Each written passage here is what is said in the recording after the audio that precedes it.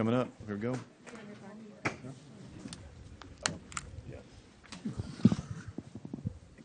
Oh, no, here, let me see. I don't want which one to use, right? I would have taken the whole thing. Yeah, I know. I'm afraid of that. We know how y'all are. All right. Good morning. Welcome. It is 9 a.m. We're going to call this meeting to order. We will start today with our invocation. I did want to mention also that Judge Scott is online. She's still recovering from her injury. We're glad to see her as well. And we're happy to have Pastor Bill Cornelius from my church today, Church Unlimited, who will be giving our invocation. So if you'll all please rise for the invocation. Thank you. Thank you. It's an honor to be here. God, we come before you. We thank you for what you're doing in this place. We thank you, Lord, that you created laws and statutes, Lord, that protect us and guide us. And, Lord, please guide our county. Thank you for each one of these commissioners, Lord. Bless them. Watch over them. Lord, we pray specifically right now for Judge Scott, Lord, for healing for her, God. Lord, thank you, God. We know that you will do what only you can do to bring healing to her, and we thank you for this day. We pray that we bring you glory. In your name we pray. Amen. Amen. If you please join us in the Pledge of Allegiance. I pledge allegiance to the flag of the United States of America and to the republic for which it stands, one nation, under God, indivisible, with liberty and justice for all. Honor the Texas flag. I pledge allegiance to thee, Texas, one state, under God, one and indivisible. I think Pastor Mark just wanted to get a picture with everybody, so if you want to come up real quick, y'all can take your seats and we'll keep this moving right along. Yeah, we can. Yeah. Let him come up here. Yeah, why don't you come up here?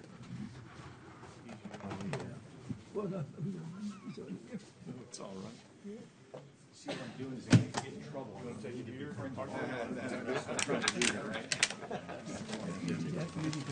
Yeah, that's right. He's the official one. Thanks, guys. Thank you.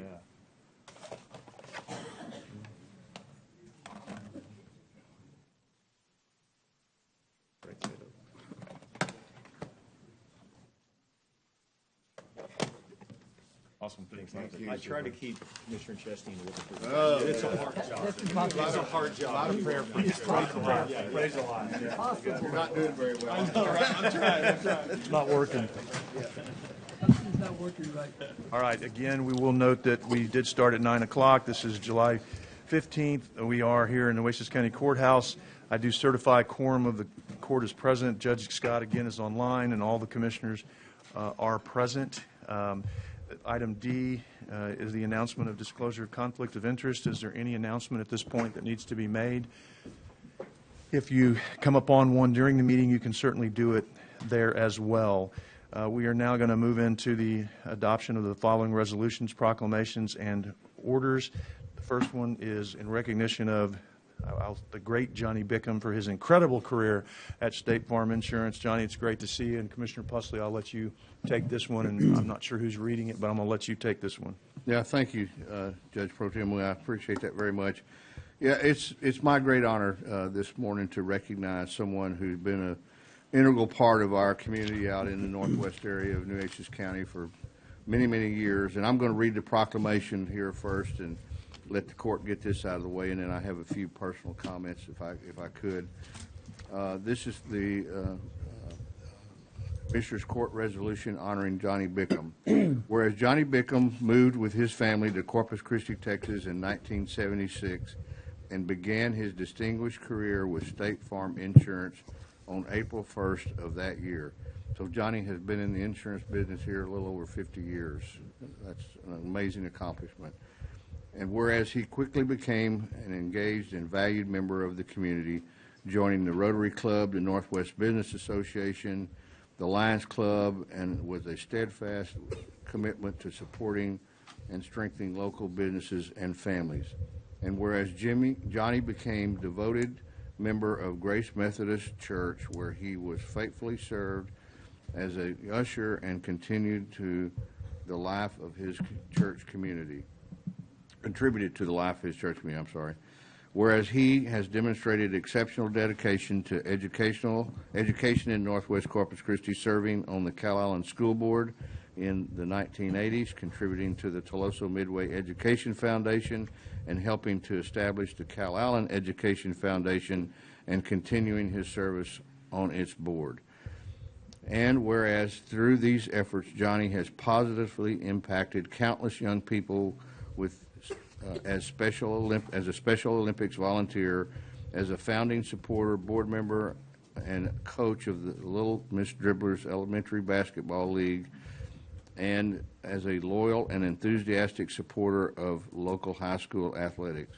And whereas his commitment to service extends to numerous community initiatives, including the Bicycle Rodeo Youth Event, car seat safety check programs, and the Nueces County Junior Livestock Show, where he promotes insurance awareness and participates as a buyer for many, many years. Whereas on April 1st, 2026, Johnny celebrated an extraordinary milestone of 50 years of dedicated service with State Farm Insurance, consistently demonstrating professionalism and commitment to excellence. And whereas beyond his many professional and civic accomplishments, Johnny's greatest legacy is found in his devotion to his family, having been a loving husband for 54 years until his wife's passing in 2021, and continuing as a proud father and grandfather who treasures supporting his grandchildren and their activities.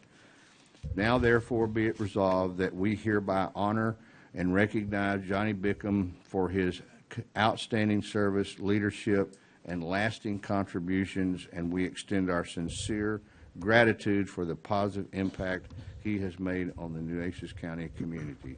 Duly adopted by the vote of this Commissioners Court of Nueces County, Texas, on the 15th day of July, 2026, and I so move. Second. There's a motion and a second.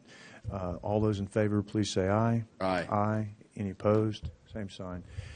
Well, I think there's going to be lots of comments on that. I'll let you start, Commissioner Pusley. Thank you very so much. Have at it. Well, Johnny, I just want to tell you, Johnny and I have been friends for longer than he and I either one want to admit to. He was serving on the Cal Island School Board, and I was serving on the Toloso Midway School Board at the same time. And we used to get together once in a while and discuss maybe that wasn't the smartest thing we'd ever done, but we certainly enjoyed the contribution. But Johnny has been an amazing contributor to the northwest area of our city and county for many, many years. If you go to an event, an athletic event, Johnny's always there. He's always supporting the Cal Island Wildcats. He's helped the Toloso Midway School District, the Little Dribblers program, which both of my daughters went through. And so just an amazing number of accomplishments that Johnny's made. And his support of the Nueces County Junior Livestock Show goes without question. And Johnny, I just want to tell you, it's been an honor to call you my friend, and you've been a great friend to the Northwest community and this city as a whole, and we sincerely appreciate all of the things that you've done for this city and county, and congratulate you on those accomplishments, especially your accomplishment as a business owner in Northwest Corpus Christi. So God bless you and your family, and thank you so very much for all. Thank you, Commissioner Pusley. Are there any other comments that would like to be made at this time?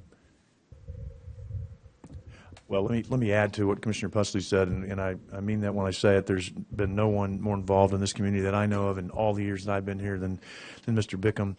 And it really doesn't matter the fact that he's been out in the northwest part of our community. He's just been so involved in all aspects of Nueces County, and we're greatly appreciative of everything that he's done and all the work that he's done, and we're glad that we were able to do this. I know we had to reschedule it once because we wanted to make sure and get your family here, and I see that you've got them in force today, Johnny. So congratulations on all you've done. Thank you for all you've done. It's greatly appreciated, and you mean a lot to this community, and we're glad to honor you today.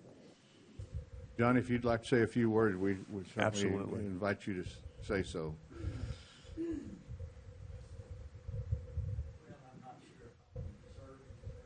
If you can get on the microphone, Johnny, that'd be Kim, why great. don't you bring Johnny the microphone? I think you can bring it to him. We've got one. Here, hand me that one, Joe. Yeah, that's okay. Well, I'm not sure that I'm deserving of everything that they have bestowed upon me, but I am appreciative, and I know the community has been very good to me as well, and I appreciate y'all. That proclamation, I don't think I could have written it any better, but I do appreciate it. I'm glad to have my family, my daughter and her family here with me today, and like I said, I do appreciate everything, and I hope I can continue to contribute a few more years. So, but thank y'all very much. Thank you, Johnny. We'd love to get a picture with you and your family up here. And if I could, while they're coming up, Brent.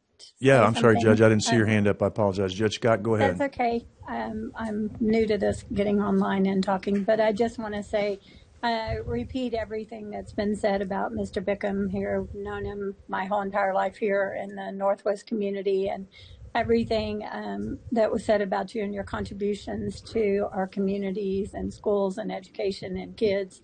It goes beyond that and more. We just can't thank you enough, and it's sad that I couldn't be there today, but I just wanted to say thank you again from myself and my family as well for everything you've done personally for us as Cow community too. Thank you. Thank you for you, your Judge. service. All right, come on up and however you want to do it, and we'll leave Judge Scott on the screen so we can get her picture in the background there. How about that? Are we getting down, or are we staying? Good to see you, sir. Good. Come down here. Y'all stay right there. We'll come down to you. We're just, you have the resolution. Okay, good.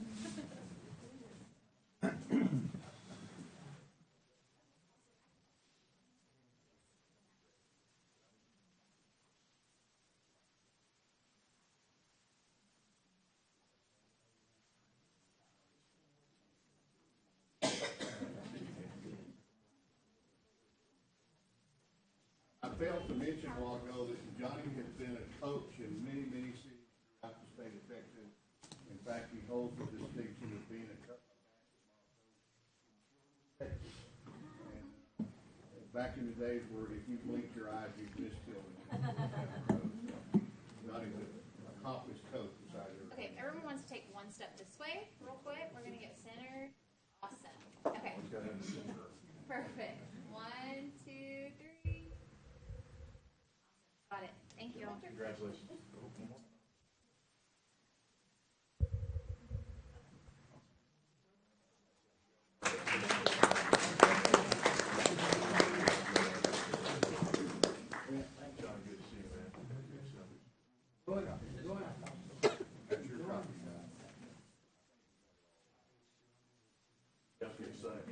Cut that down. There's so much on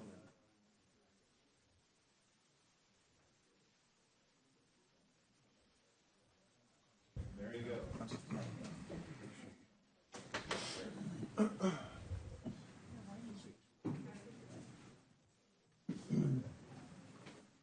Thank you again. Congratulations to Mr. Bickham. Item 2 is in recognition of Dr. Eric Baggerman, MD, for his incredible career at Amistad Community Health Center. And Deandra's going to read that while everybody gets settled back in. All right. Deandra, go ahead. Whereas Dr. Eric Baggerman is an exceptional pediatrician, visionary healthcare executive, and dedicated advocate for the children and families of the Coastal Bend. And whereas since joining Amistad Community Health Center in 2014 and becoming Chief Executive Officer in 2021, Dr. Baggerman has led the organization's growth while continuing to serve patients as a practicing pediatrician, expanding access to high-quality, affordable healthcare for underserving communities. And whereas under Dr. Baggerman's leadership, Amistad Community Health Center has expanded access to comprehensive primary care and enhanced services that address the physical, emotional, and social well-being of patients. And whereas Dr. Baggerman's servant leadership, integrity, and unwavering commitment to improving the health and well-being of children and families have inspired colleagues, strengthened communities, and transformed the lives of countless individuals. Now, therefore, be it resolved that the Commissioners Court of Nueces County hereby expresses its sincere gratitude and deep appreciation for his dedicated service and unwavering commitment to improving the health and well-being of our residents. Duly adopted by the vote of Commissioners Court of Nueces County, Texas, on the 15th day of July 2026. So moved. Second. There's a motion and a second. All those in favor say aye. Aye. Aye. Any opposed? Same sign. Motion passes unanimously. Judge Scott voting aye as well. Please show. Mr. Gonzalez, I believe this one was yours. You want to start off? Yeah, I just want to, again, thank Dr. Baggerman. You know, he's a doctor, a pediatrician. most doctors, they have the practice and they go home and do their thing, but Dr. Baggerman's kind of a star in public health. He's a star because of all he does, his practice. He goes above and beyond doing things that as a public servant does. Besides what his work, besides his CEO, Dr. Baggerman always finds time to help others, especially the kids. I learned his love to work with kids. That's why he's going to Robstown School. He's leaving Amistad to go to Robstown. Doctor, you have made a big, big impact in the western area of Nueces County. And I want to thank you. Thank your family, because with support from your family, you were able to do this. Without the family support, it'd be tough. Believe me, I know that. So, but I want to thank your family also for supporting you when you do all this extra stuff on weekends and Saturdays and Sundays. You don't find too many doctors doing it on their off times. But you are a special person. You have the special qualities, and you do it from your heart. And I just want to thank you for reaching out and bringing Amistad Calderon what it is today. Without you, Calderon wouldn't be what it is today. Believe me, I know. And you have a lot of patience. You were the man behind the scene that had all this patience that I wish I had sometimes. Every time you say it'll happen, we're going to make it happen. And of course it did happen. So thanks to you, Calderon at Robstown, it's what it is today, sir. Thank you, doctor, very much, and thank your family. Thank you, sir. Did Doctor, you want to say anything today? Would you like to? Or I don't know if anybody else have comment before. You Yeah, can come on up. in a time that Amistad was so, it was in the transition point, wondering from Dr. Baggerman's predecessor till he was hired, there was a lot of unknowns. It was still in its growing phase, and you could argue it's still growing. I mean, the growth that we've seen over the last few years is amazing. But the fact that he came and stuck with our community with the credentials he had, and amazing twist in career choices, but I'm glad that you're staying in our community. I'm glad you'll be teaching in Precinct 3, and that's a great school district, and our kids there are hungry for more experts to share in their field and their knowledge. So I just want to personally thank you for your commitment to Nueces County and for staying here, all you've done, and we know you'll continue to contribute. Thank you for your time at Amistad and leading it on the right path. And we know that there's big shoes to fill, and we hope that they will do that. And we know that there's good staff there that will support that and a good board. But thank you for all your work. Go ahead, Doctor, if you'd like to say a few words. Of course, I'd like to thank you for this wonderful honor, and I humbly appreciate it. And as you said, Commissioner Jag, certainly appreciate my family, because I can't do this without good support, and maybe she lets me do too many things, but it's very, very much appreciated. As you're right, Amistad has grown, and it's certainly not just me. Amistad has gone to fill many voids in this community over the last couple of years, and it will continue to do so.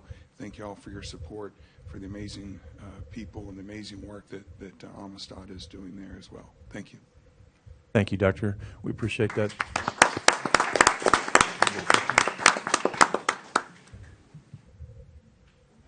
I'm part of the Amistad board, so if you'll just give me 1 second. I want to thank Dr. Baggerman as well for all of his hard work and everything he's done. And we were sad to see him leave, but I'm very excited that he is going to Robstown, my hometown, because I know that there's a lot of work to be done there with our kids, so very grateful for that. But Commissioner Jag did get this star for Dr. Baggerman, so I wanted to present it to him also this morning. Thank you, sir. Doctor, if you want to come up front, we'll take a quick picture and bring your shining star there.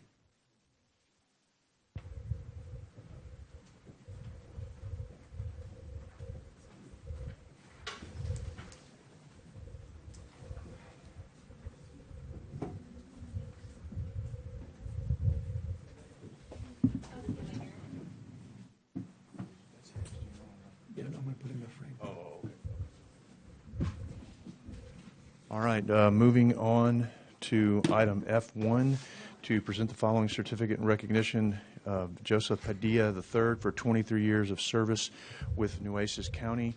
He is retiring today from the Nueces County Sheriff's Office. Is there someone here that would like to make comments, or we can recognize him? We've got a nice certificate. Anybody from the sheriff? Please come on up, sir. Appreciate your service. Thank you very much. And I don't know who else is going to talk. You've got all these people in uniform. I mean, you know, come on. Uniforms. If there's one thing I can tell you about Officer Padilla, it's consistency. For the past 23 years. Get on that mic, will you? Yes, please? sir. Thank you. Sorry about that, Coach. If there's one thing I can tell you about Just state your name for the record. I apologize. Captain William Willoughby from Thank the you, Sheriff's Captain. Office. Appreciate it. If there's one thing I can tell you about Mr. Padilla, it's consistency. If you watch on video, you can see him come in every day. We know he's going to be there through COVID, through problems, through storms, through this, through that. If there was a constant, it's Mr. Padilla on his shift. And that's the legacy he leaves behind with us, is he was always there. And that is a hard thing to replace, is that level of consistency and the care, concern, and caution he used for the people in his charge, and the care he took of them while he was with us. And that's going to be hard to replace, and you will be missed. Thank you, sir. Well, I want to take a minute just on behalf of a grateful Nueces County to thank you profusely for your service. We know what a difficult job it is to serve in public service, and especially in law enforcement. The words that the captain echoed for you obviously show the great respect that he and the department and all of us at Nueces County have for you. So on behalf of Nueces County, we thank you for your service. You will be missed, and we appreciate everything that you've done, and congratulations on the ability to retire at such a young age. You're too young. You must have started when you were about 12, so congratulations. Thank you for saying that. Yes, sir. And please feel free. I mean, if anybody else may want to make some comments up here, and if we Thank you want for you your to make service comments. all these years, and may God bless you in the next whatever you do. You know, and I know you're still young enough to do something else. So God bless you, and thank you for all your service. Anyone else? All right. Would you like to say something, sir? Absolutely, absolutely. My name is Captain Juan Aranda. I've actually had the honor and the privilege of supervising this individual right behind me, the young guy, as you guys call him. One of the things that needs to be noted here is obviously he served our great nation as in the Navy as well. Not only did he serve us in the community, but he also served in the Navy. He also is a son of the Republic individual member, which now with his youth, he's able to use all that strength that he has to continue on what he's shown us as his supervisor. Have never had such a dedicated individual to his craft. And I'm sure that the community now is going to flourish with him out there, and specifically with the Sons of the Republic at this time, that he's very proud to be a member of. And I'm proud and privileged to have had the opportunity to know him, to guide him, and actually to learn from him as well, because our great military has taught him a lot of things that he brought to this agency, and specifically to the annex where he was assigned to with his duties for so long. He was a trooper. He did what he needed to do, and now we're going to miss him. It's going to be a big void which he leaves behind. But like Captain Willoughby was saying, he will leave a legacy, and things that other individuals have to fill. So we're so honored to have him here and to honor him on his behalf. And we just want to shake his hand here and say thank you so much for everything he's done. And the agency is losing a solid individual here, but we know that he has to go on and fulfill other duties. So thank you again for allowing us the opportunity to speak. So, okay. Thank you. Shabia, please. I would like to thank the county for the chance to actually work for y'all. Like the captain said, I'm part of the Sons of the Republic of Texas. I also got just recently into Sons of the American Revolution. So with my free time now, as y'all say, the young one, and in these groups at 57, I am the young one. You will probably be seeing me a lot more because I'm also part of the Nueces County Historical Society. Awesome. And I will be doing my best to bring the history of the area and the state and the country as much as I can to present and everything else like that. That's where most of my resources will be going to now that I am retired. And thank you for the time. Thank you, sir. Thank you. Come up, we want to take a picture.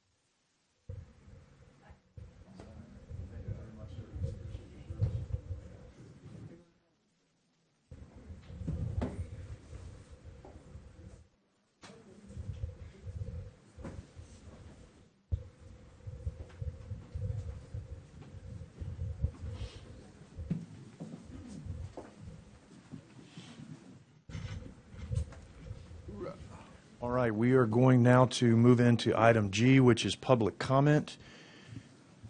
Everybody good? Looks like the first name scratched off, which was Brad Bardison, so that person is you're off? Okay.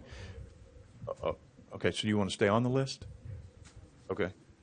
All right, then we'll go to Sean Flanagan. It is the next on the list? Back there? Oh, sorry. Yep. Thank you very much. Thank you, sir. Judge, we emailed you this last night. Thank you. Judge, he mentioned that they emailed this to you last night.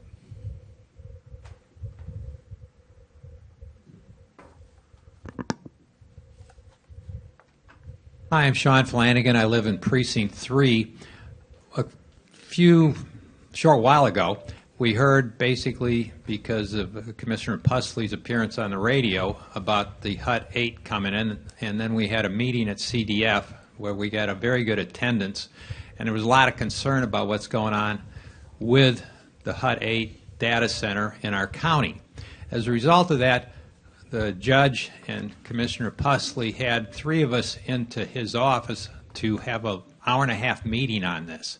Since then, we've been following a lot of issues that come on up, and the bottom line is I was talking to Commissioner Mars earlier, and he was asking me if we're for or against it. We really aren't for or against it because that ship has sailed.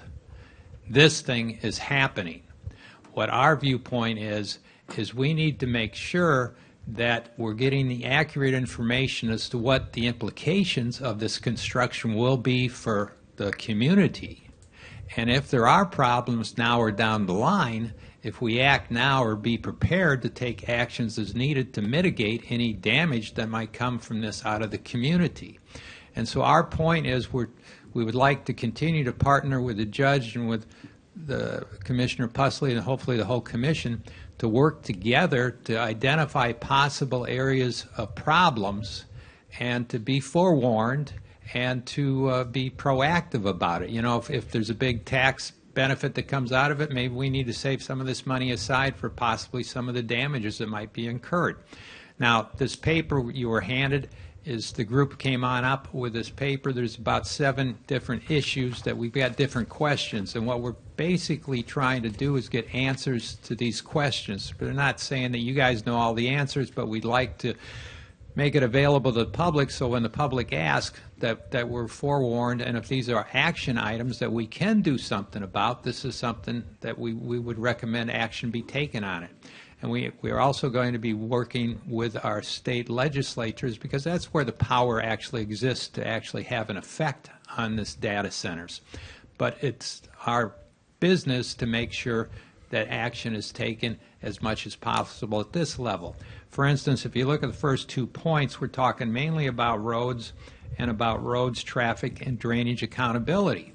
And these are just questions we have or steps that might be taken by the county to kind of protect our community of what's going on. We talked yesterday to the city council because 1/3 of this data center's acreage is in the city, and they're going to be connected to city utilities. So they have a stake in this as well. So as many things as we can do to be prepared to mitigate the damage. We're neither for or against. We just want to protect the community.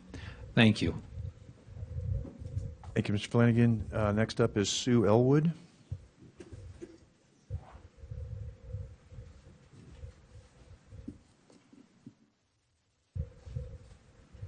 Thank you very much. Thank you, ma'am. How you doing?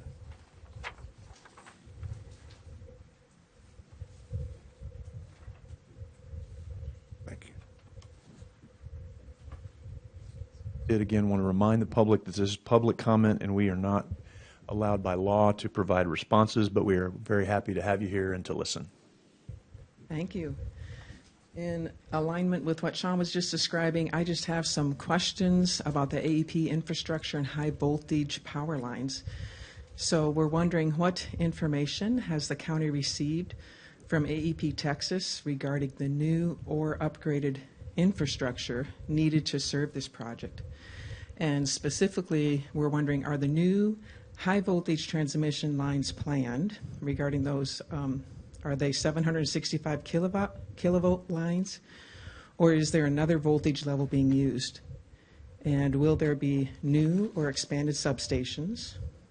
Will there be any new lines, poles, easements, or right-of-way crossed near homes, school farms, or public roads?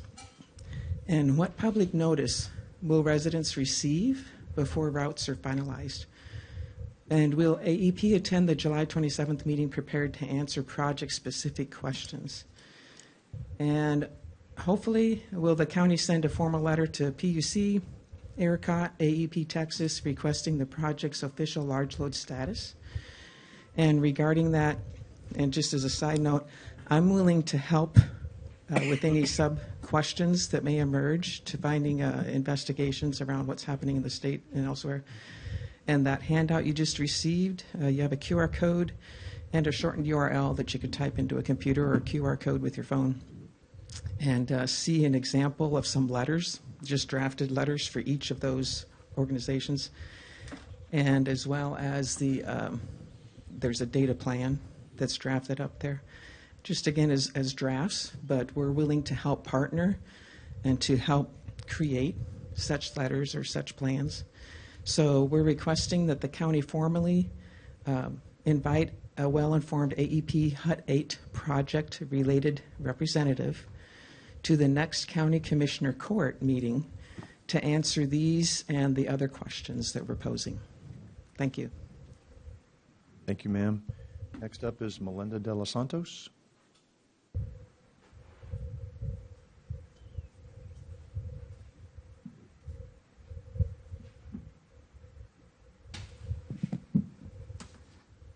Good morning, Melinda De Los Santos. In coming upon the centers and all, what I've been doing is doing a lot of research online to see how it's affected communities and everything. And what I'm hearing a lot is from the homeowners around and how it affects them. And I know we have a vision on AI, and I'm not trying to stop a vision or anything, but I just want to put guardrails. I was back in 1993. I was in Leadership Corpus Christi, and we had Vision 2000 for downtown. Now we see we're now at 2026, and it's quite hasn't evolved into what we had anticipated. I think we're now at Vision 2030. But a vision, just like I think about my grandson too, when he first started crawling and before he could walk, we had guardrails around. So all we're asking is for you all, as a responsibility to the community, to make sure we have those guardrails in order to get this vision going forward in a proper manner. So regarding just like the ratepayer and taxpayer protection, what we're looking at is what the assurance does the county have that local residents, school families, and taxpayers will not pay for infrastructure needed by this private project. So we want clarification regarding who pays for the AEP upgrades, who pays for road damage, who pays for emergency response training equipment, who pays for drainage improvements, who pays for if infrastructure is abandoned or the project changes ownership. Are there any costs being shifted to residential ratepayers through electric bills? And is the company contributing enough tax values to offset public burdens on roads, emergency response, and local services? So again, we just want, I know there's going to be a lot of capital involved in this. We just don't want them because I believe it's a lease, then these big companies who just take off, and then we're left with all this abandoned structures out there. So just please do us justice and please put those guardrails up for us. Thank you. Thank you very much. Nice to see you, Ms. Santos. Next is Hope Malkin. Good morning. Hope Malkin, Malkin Interactive Communications, just down the road. Great to see you guys. I'm very grateful for this opportunity to be before you and just speak our minds as citizens defending freedom, advocate for the citizens of Nueces County, and try and form a partnership with those who are representing us. It's a really important process. I understand there are limitations to what can be done here. You know, the horse has sort of left the barn in a lot of ways. However, I think this process of due diligence that we're actually going through now is an important one. I think it's a learning process for us. And there may be some points where we still have some leverage, and we need to explore those together. So what a great opportunity to be able to do that with you guys. I'm going to speak specifically about something I've heard an awful lot about as you start to research this and look around the state and, of course, around the country.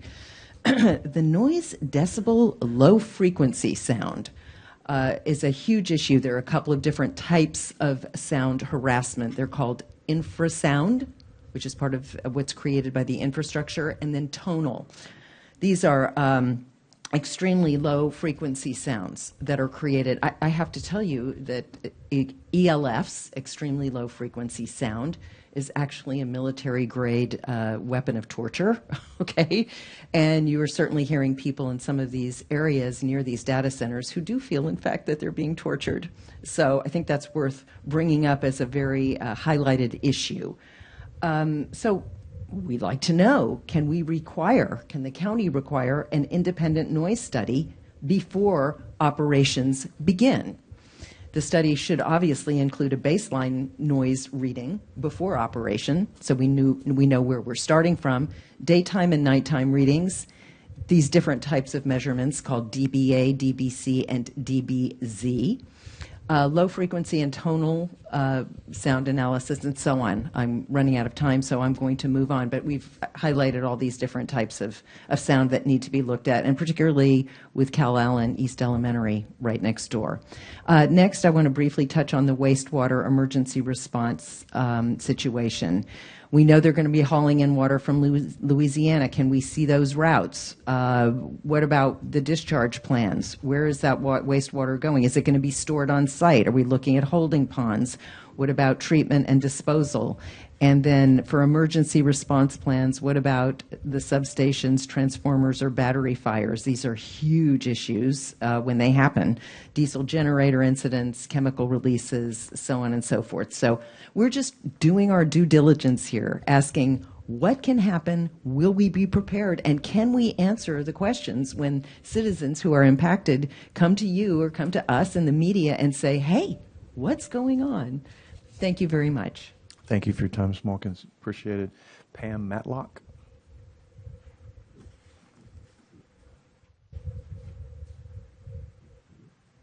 Good morning. My name is Pam Matlock. I've never been to this, never did public speaking, so I'm going to be a little bit emotional because this is being built in my area. This Calicote Road is my main road to my family's home. Why weren't we notified about this? I mean, this is a big thing. This is right next to an elementary school. I live less than a mile to this place. I sit in my backyard on my patio every night, and I hear birds and kids playing, the roads, that's fine, the traffic and everything. But why weren't we notified that this was going to happen? I go by this place every single day, and it just upsets me. I just wish that it would just rain on that area for the next week. Just flood it so they can't do any construction. So I don't know. I don't know who's going to be fixing our roads, because Calicote Road is not in good condition right now. And all these big trucks coming in and out, what's going to happen? You know, this is where I live. This is where I grew up. I grew up in the Violet area. My maiden name is Helsher. We farm this area. It's our livelihood. And now you're going to allow this to come into our neighborhood. And the school right next, these are little kids. These are kindergarten, first grade, second grade, and third grade. No, third grade's the other in McGee. But these kids are going to be listening to this sound every single day while they're in school. I mean, their playground is right there looking at that place. Would you want your grandkids or your children to be brought up around that area? No, I know you wouldn't. I don't think any of y'all are going to even live near this area. So if you can do anything to help us to stop this, even if we can't stop it, but do something to help us in this area, I would sure appreciate it. And so would the children. And so would everybody that lives there. I mean, I can walk to this place, you know. It's right there. It's right there smack in front of everybody. And some of the people don't even know that it's being built. And I think we need to get that out to let them know that this is being built over there and see what we can do. I appreciate it. Thank you very much. Thank you, ma'am. Now, Mr. Bartleson, I think you're back up. Brad Bartleson.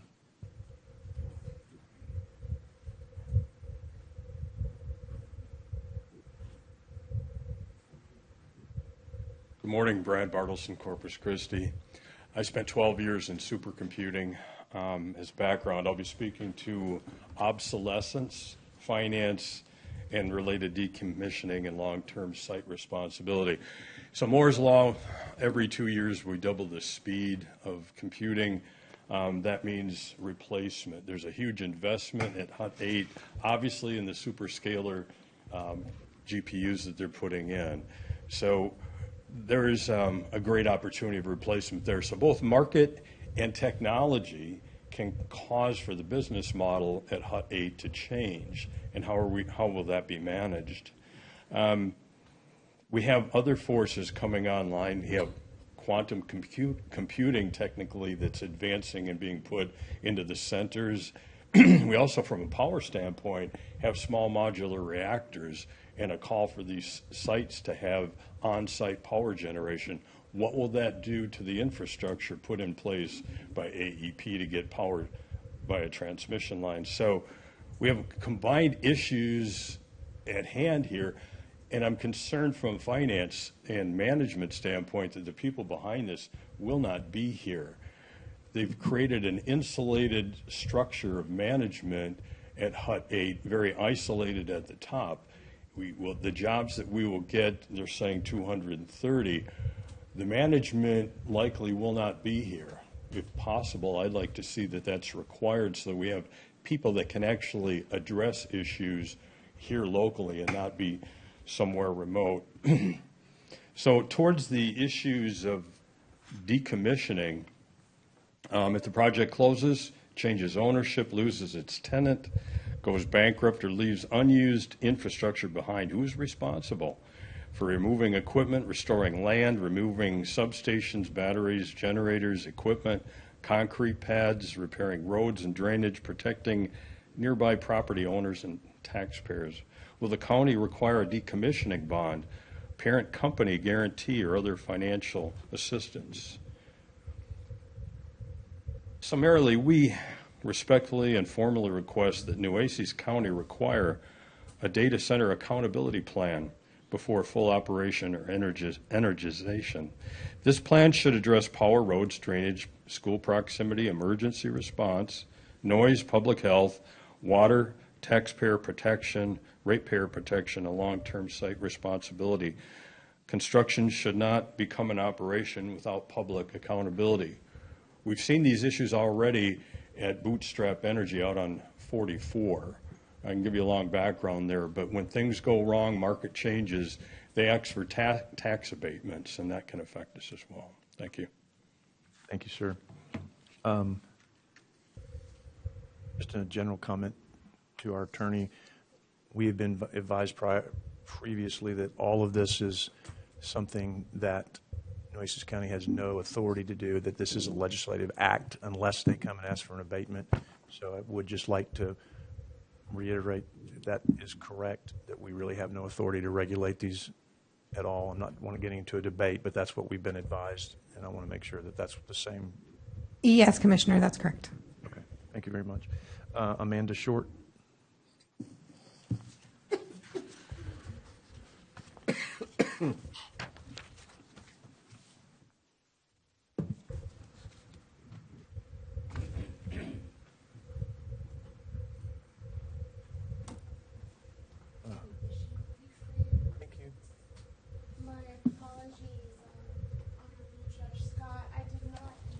You need to get on the mic. She can't hear you, ma'am. We'll get it to her. Yeah, absolutely. We have one of these already.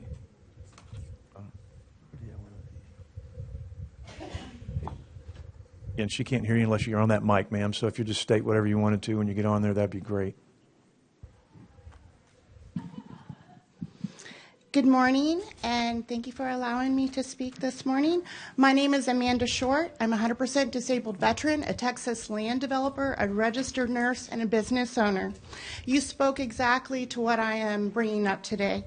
Throughout my career, I've learned the one fundamental truth, that infrastructure is the foundation upon which every successful community is built. I'm here today because Texas is entering a new era of industrial development, and these facilities and other emerging technologies are arriving at a pace that our laws were never meant to anticipate. While these projects may be regulated by various agencies for individual permits, Texas does not currently have a comprehensive statewide framework for evaluating their cumulative effects on infrastructure, our communities, and our taxpayers before they are approved. The challenge is even greater in rural and unincorporated areas. Many Texas counties have little or no zoning and land use authority or legal tools to evaluate whether these extraordinary industrial facilities are compatible with the long-term needs of the community. As a result, local leaders and citizens are left with few meaningful options once a project is proposed by a landowner, even when the effects far outreach the boundaries of that property. This is why I've begun developing the Texas Infrastructure Stewardship Initiative. This is a proposal that I would like to present to legislation at the Senate hearing, and I would love everyone's input from different agencies, the county officials, the citizens, the specialists in this field, those living within these communities that have already been developed.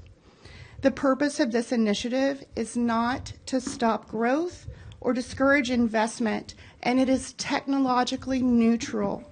Its purpose is to establish a modern statewide framework that prepares Texas for the next generation of industrial development, by ensuring these extraordinary infrastructure projects are reviewed consistently across the state using objective standards that consider the long-term impacts on our infrastructure and the communities that will live with these decisions for decades to come. Responsible businesses benefit from clear expectations. Communities deserve transparency and meaningful participation, and future generations deserve infrastructure that is resilient and sustainable. Stewardship means preparing before a crisis, not reacting afterward. I hope this brings everyone to the same table, from industry to landowners, local governments, state agencies, and citizens. I look forward to working with the local leaders and everyone who's interested to get involved. Thank you for your time and your service to our community. Thank you very much, ma'am. I appreciate that. Isabel Noyola Martin. Good morning. Hello, everyone. My name is Isabel Noyola Martin. I live in Precinct 2, and I'm here as a constituent of Precinct 2. I would just like to address the court on the items 3A, 2, and 3. I would like to ask the court to consider holding off on taking action in approving and authorizing items 3A, 2, and 3. I would like to ask you to please consider waiting until a newly elected commissioner is elected for Precinct 2.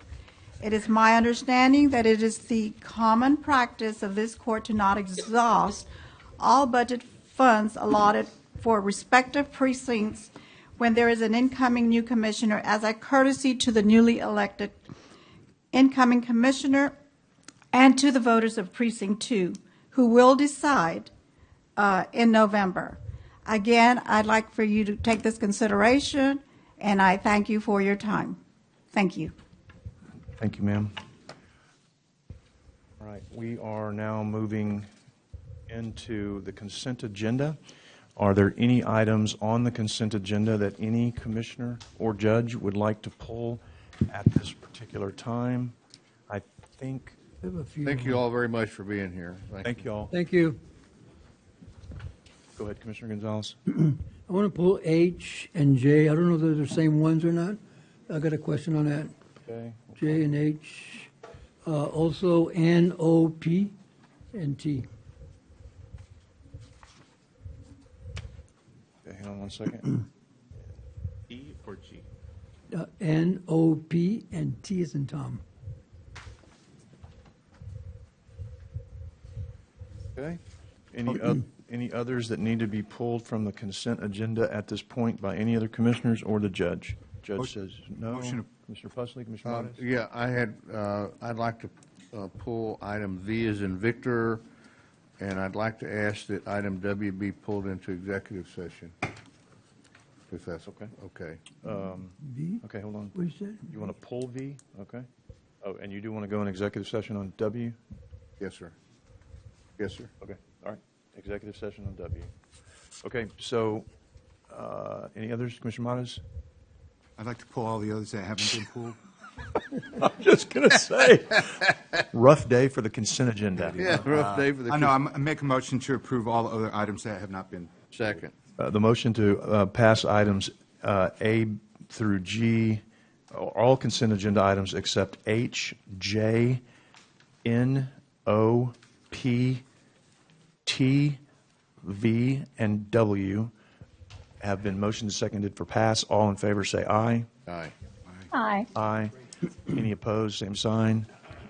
Seeing none, we're going to pull item W into exec. We'll just take that one out of order a little bit. Then I'm going to go back up to the ones in order that were pulled. Mr. Gonzalez, you pulled item H. I think my question is for Teresa. H and J, are they the same thing? H are the contract amendments for Shop with the Cop, where your funding was rescinded, so we had to revise that contract. And then the Rise for School, Commissioner Pusley added $500.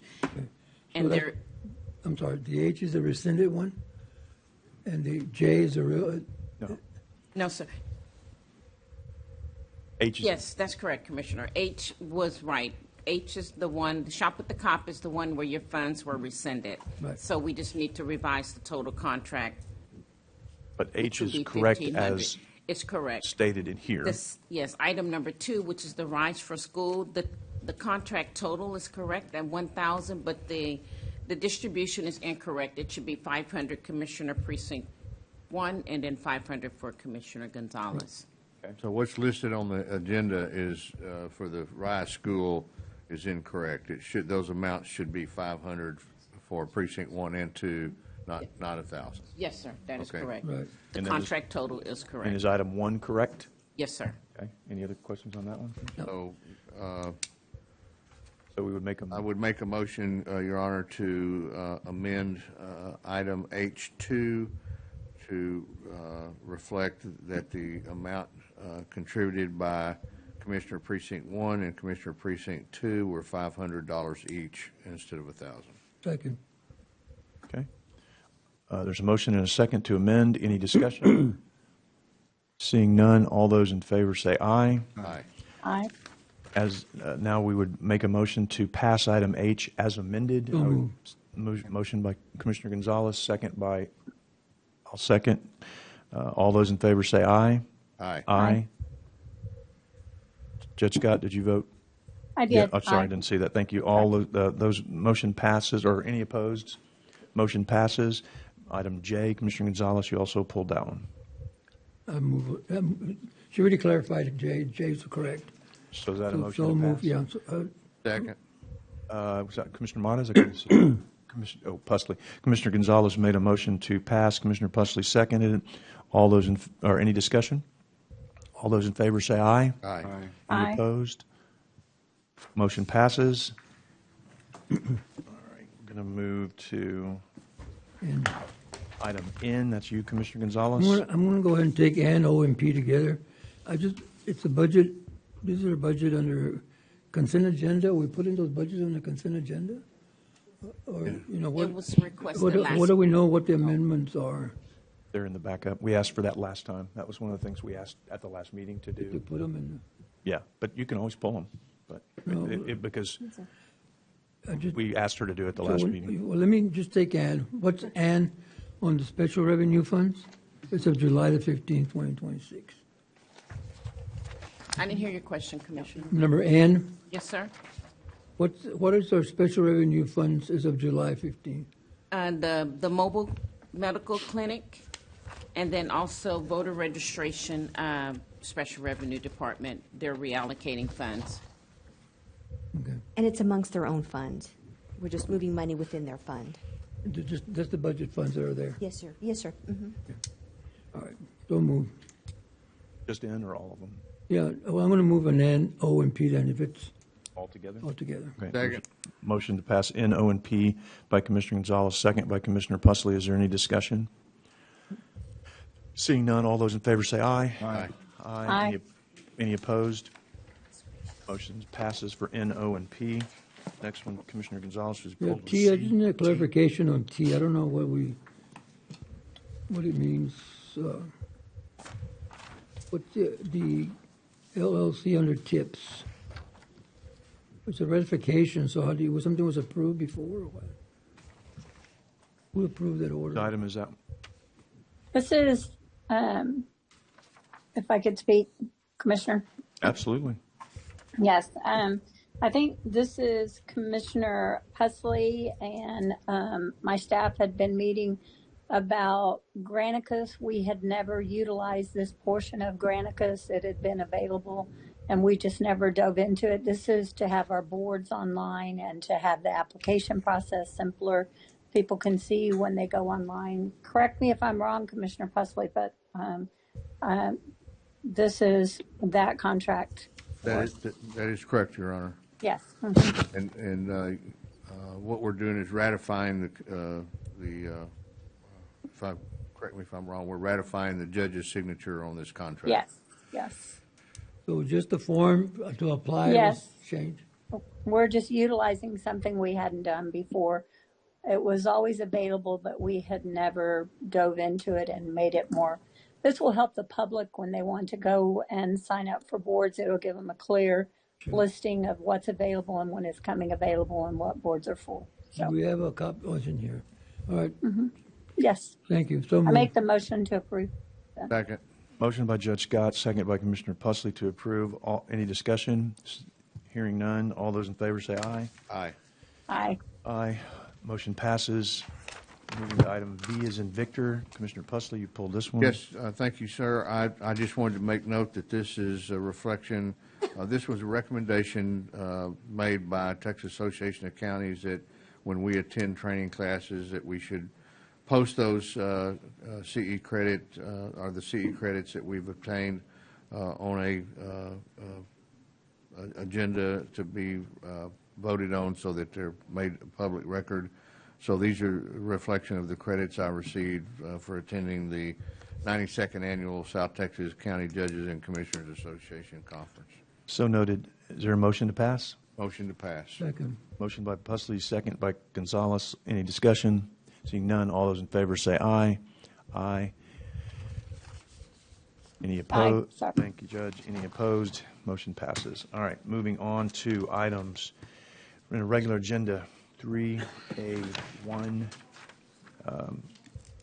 Commissioner Matas, this is yours. Discuss and consider approving and adopting a resolution authorizing the submission of an application to Texas Parks and Wildlife for the Local Parks Grant Program, designating certain officials certifying county eligibility and 50% matching share, and dedicating the proposed site of the inclusive sensory park and all related matters. All right. Thank you, Commissioner. This item was brought up last meeting. We had some questions on that, so we're hoping to bring a little bit more clarification. We have been having meetings. We're planning to bring a final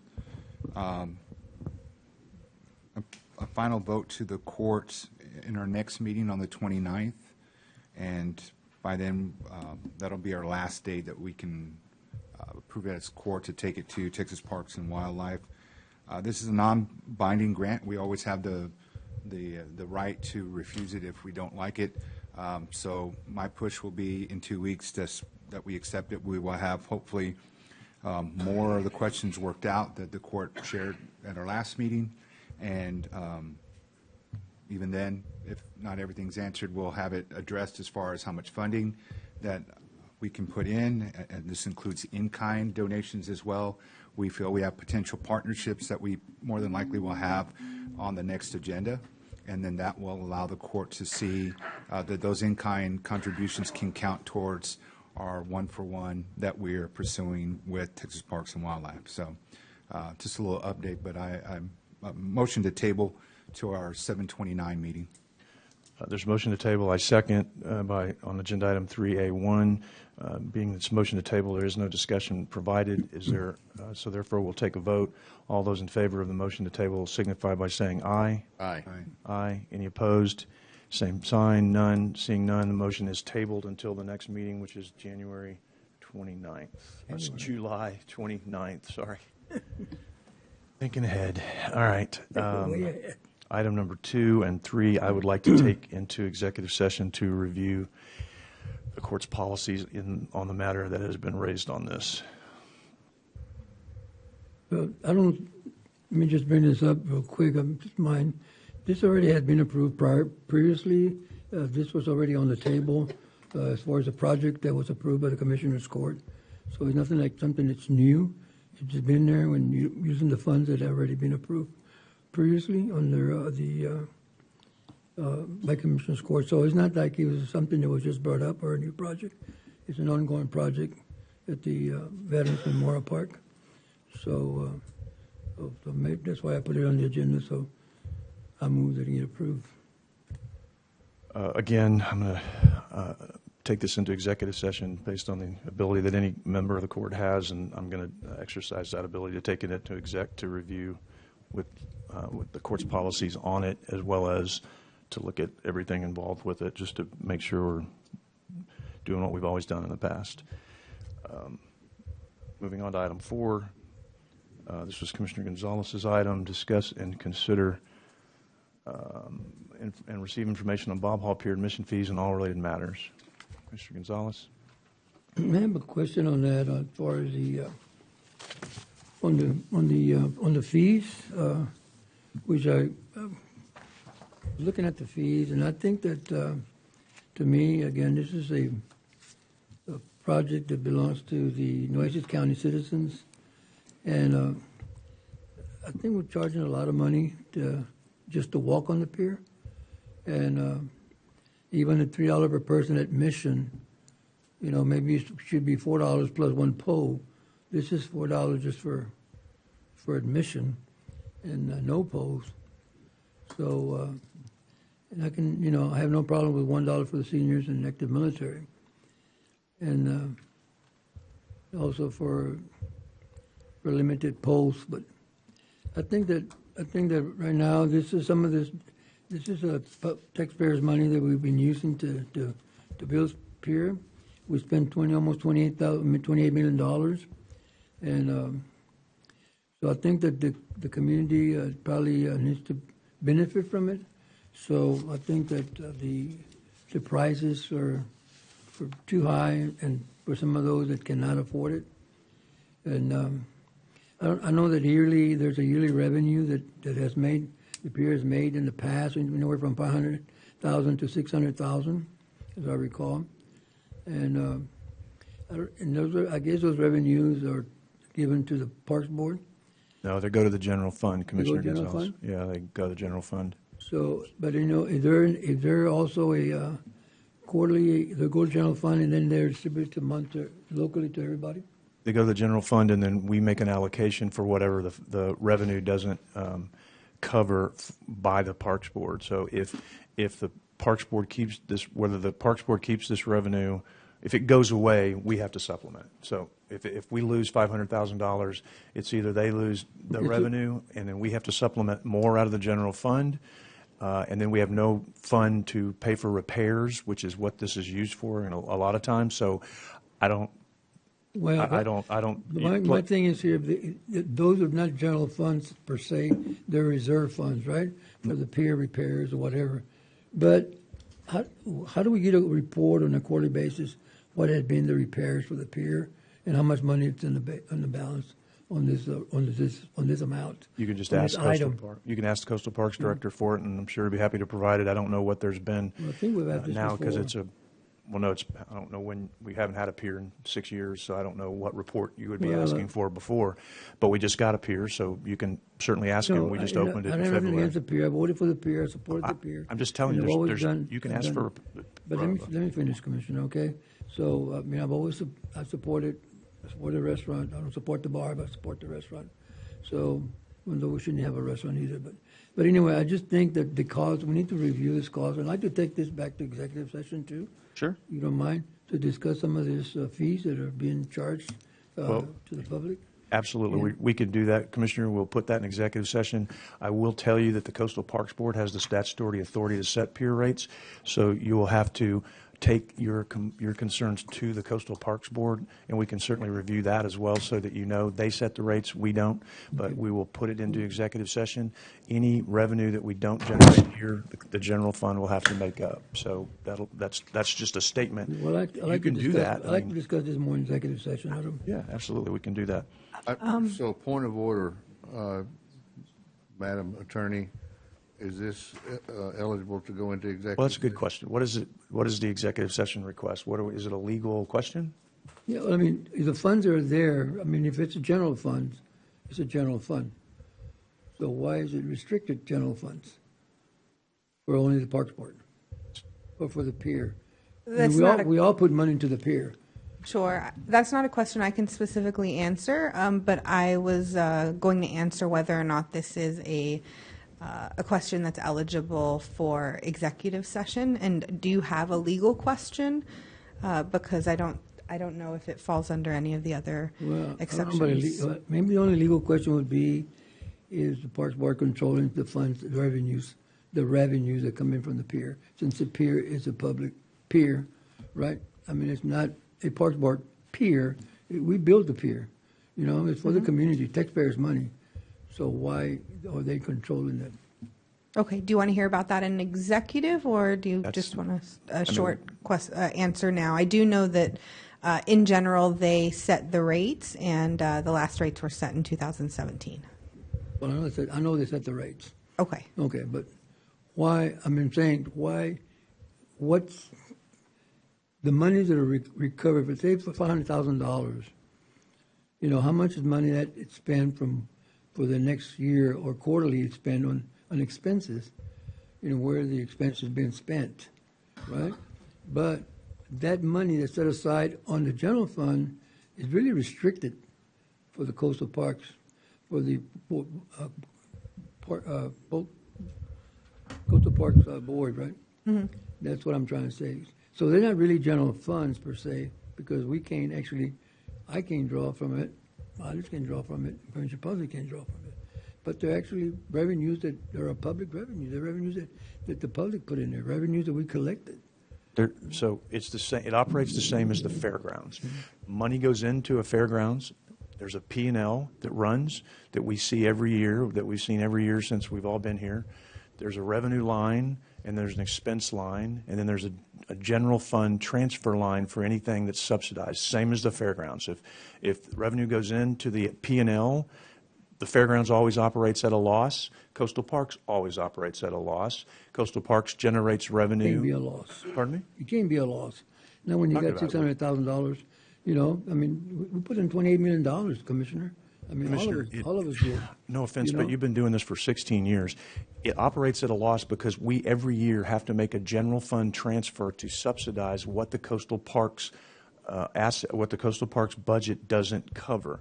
They generate an amount of revenue. They have expenses.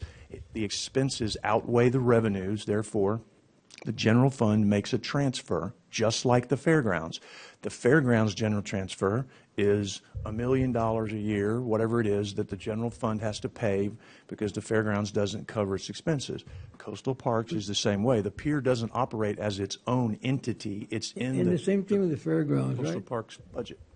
We take money, we add money. We take money, we add money. So why not the Coastal Parks? We do the same thing. They run the same way. I haven't seen that happen in a long time, Commissioner. Because but no offense, you got to look at the budget. The budget shows you, the P&L shows you clearly how it operates. They've operated the same way for 50 years, and so has the fairgrounds for as long as it's been in operation. It doesn't mean it can't change because it's done for 50 years, right?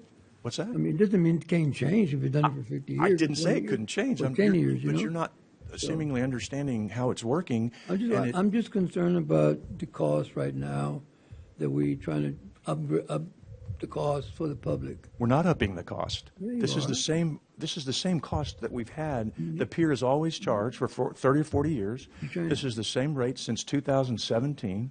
So the rates are the same as 2017. So there's no increase. This is what we've been charging. The pier has been charging for many years. To me, I'm looking at it as a side too much. We're charging too much money for the public. Okay, well then you got to take that to the Coastal Parks Board. That's a fair thing. You can, just like anybody else, can go to the Coastal Parks Board and weigh in on what you think they should or shouldn't charge. You have every right to do that, every right, and you should. If they meet one Thursday a month. We can get you that schedule, and you can go out there and render that opinion that you should. But just know that if this money goes away, the general fund will have to make up another. And I don't know what your number is. We've been making it up forever. We've been paying $28 million. Okay, you want to spend another $500,000 on it? Well, Okay. What's $500,000? I don't know where we're going to get that, but okay. All right. So, is there a legal question for this for executive session? I don't know whether it would be or not. It's your call. I don't have any legal You're not on. answers for you. I don't have any legal answers for you. It seems like it might be a better question for maybe Scott Cross or somebody in the auditor's or budget office. Scott Cross in the back there in the back. I'm happy to answer any questions. That's why I'm here. And one point of clarification. Could you turn that shirt off before you start talking so we can all see? I want to make one point of clarification on the Bob Hall Pier. When we took operation of the pier itself, not the concession restaurant space, but when we started operating it, that partial fiscal year, I think that was in 2014, 2015, we made an initial investment of $68,000 for cost of goods sold. That's your tackle, your snacks, your Cokes, your sodas, your candy bars, your bait, all that stuff. And that was the last time we ever used a taxpayer dime to pay for the operation of that pier. And Judge Scott will tell you, she's looked at this very hard. That pier was netting us around $400K every year. Now, the decision was made by Elias's predecessor not to carry a fund balance in that Department 182. So all the money we made with that fund balance building up that would consistently pay for that operation year after year, we would sweep that fund balance to go into our Department 180 account to offset our overall operations. So after that initial year of investment, the pier paid for that year's operation, the next year's operation, and the remaining fund balance is swept over. So that pier is never, budget-wise, has never cost y'all a thing. It supports itself. Cost us quite a penny, $28 million. That pier pays for itself. Yeah. That didn't pay for itself, Scott. It didn't pay for it to get rebuilt, no, but it paid for its operations. Yes, but I'm just saying you. I mean, when you pay for something for rebuild, I mean, it's just $28 million, you know. So like the commissioner said, I mean, you can take it up with the Parks Board. I mean, they are what they are. Okay, that's fine. If there are no legal issues, that's fine. I just wanted to question that. I'll ask from the auditor to give me a breakdown of the expenses that we have on a quarterly basis. Anything else on that one, Commissioner? That's it. Any other questions on that one? I think we probably should be careful because there's probably a fairly good argument for why haven't we increased the fees? Yeah, believe me, I've been holding that down best I can. Well, we shouldn't increase them anyway, Commissioner. I've been. Okay, moving on to item number 5, discuss and consider accepting the resignation of Kevin Kieschnick, Tax Assessor Collector, effective August 31st, 2026. Discuss and consider appointment of new Tax Assessor Collector and all related matters. Mr. Tax Assessor I move Collector. we deny this resignation. Second the motion. I will let I will let Tax Assessor Collector Kevin Kieschnick speak before I entertain any motions today. How about that?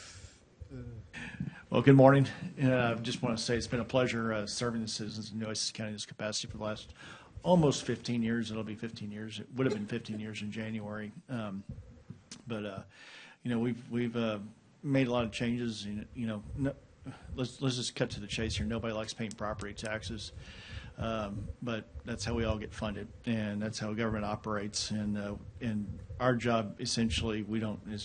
You always hear me talking on Facebook and media and so forth. Is I don't set the tax rates. I don't appraise the properties, but we can make the process less painful. And we've reduced wait times over the years by implementing technology and reorganizing the office, and obviously also worked on a lot of state statutes to help taxpayers out as well over the years. One of the biggest ones I was proud of was after Hurricane Harvey, we filed a state statute that prevented a lot of people from losing over 65 exemption freezes that they would have had because the state statute required for you had to rebuild within 2 years. Well, that wasn't going to happen, and they would have lost their exemptions and thus their freezes. And so when the house would have been rebuilt, they would have been frozen at a higher level, paying more taxes. We put a stop to that and got a bill passed to make it 5 years and with an option to actually go further should that be needed. And so it's just one of many examples of things we've done over the years. So, you know, paying taxes is painful for all of us, but we've done a great job of streamlining those processes, including motor vehicle. The wait times are down, and I expect that to continue with the group that we've got. We've got an incredible team, Kristen Ralph, my Chief Deputy and Director of Property Tax. And, you know, they've been very instrumental in moving. And we had a meeting the other day about possibly bringing in some AI into the office to make sure taxpayers' questions are answered when our phone lines are being flooded. So you'll be seeing some things about that down in the future.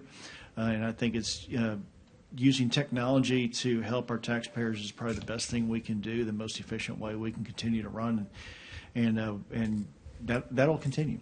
And so it's just been a pleasure and honor to be here, and I'm looking forward to going to the private sector and taking that job that I'm going to be doing over there, and down the road we'll be relocating, but no time soon. And I'm excited, but I think things need to continue to move along in the direction they've gone, and I think that there's a time and place for everything, and I think it's time to hand the reins over to the next person and allow them to continue to move that office forward.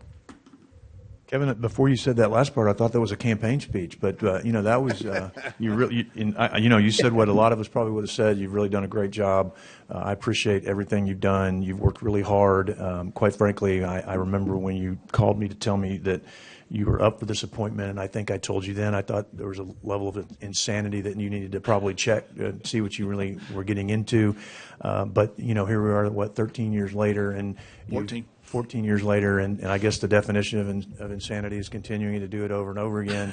But truly, I think you've done a fantastic job.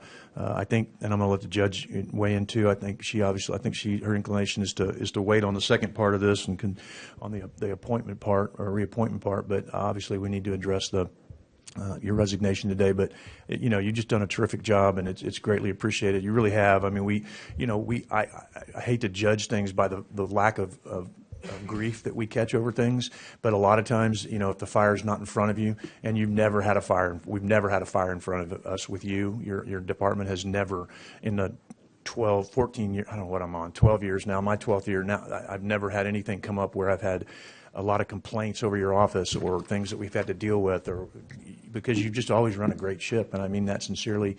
We've been friends a long time. I've given you a lot of grief. You've given me a lot back, but as we sit here today in public, I really appreciate what you've done. You've done an extraordinary job. You've got an extraordinary staff, and believe me, I know your staff does 90% of the work, and you take all the credit, and I'm okay with that. I've got a staff member like that too that does a lot of the work for me, and I can appreciate that. But sincerely, thank you.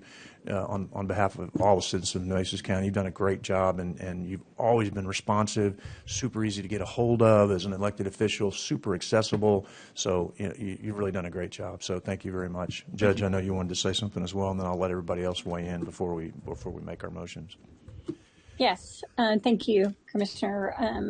I had the opportunity the very first year coming in here to the county judge position, and the issue with the industry disputes and the appraisal values. I worked with Kevin Kieschnick a lot in Austin, and back and forth and testimony and dealing with legislation to correct this in the past. So I think all the other things you said about yourself as well, and not having issues coming up and everything, you've done an excellent job for the county.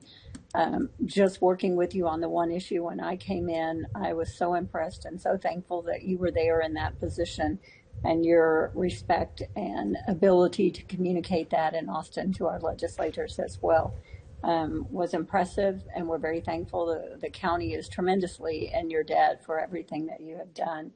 I wanted to state about the appointment. We greatly appreciate and value your suggestion on the appointment. The only reason I hesitate on today doing everything is while I've had the opportunity to meet with Krista and deal with her, and last year with our budgets and Constance being an interim auditor at the time and the meetings we had, I would just like the opportunity for the other commissioners to get a one-on-one FaceTime with her before we ask them to make a vote on something that some of them maybe haven't, and maybe they have, and maybe they're ready to move forward. But I felt like it would be better if we give everyone the same opportunity I have. But I think she's an excellent recommendation. I think she will do an excellent job for Nueces County, and have no doubt that we will be in good hands with her at the helm. So thank you.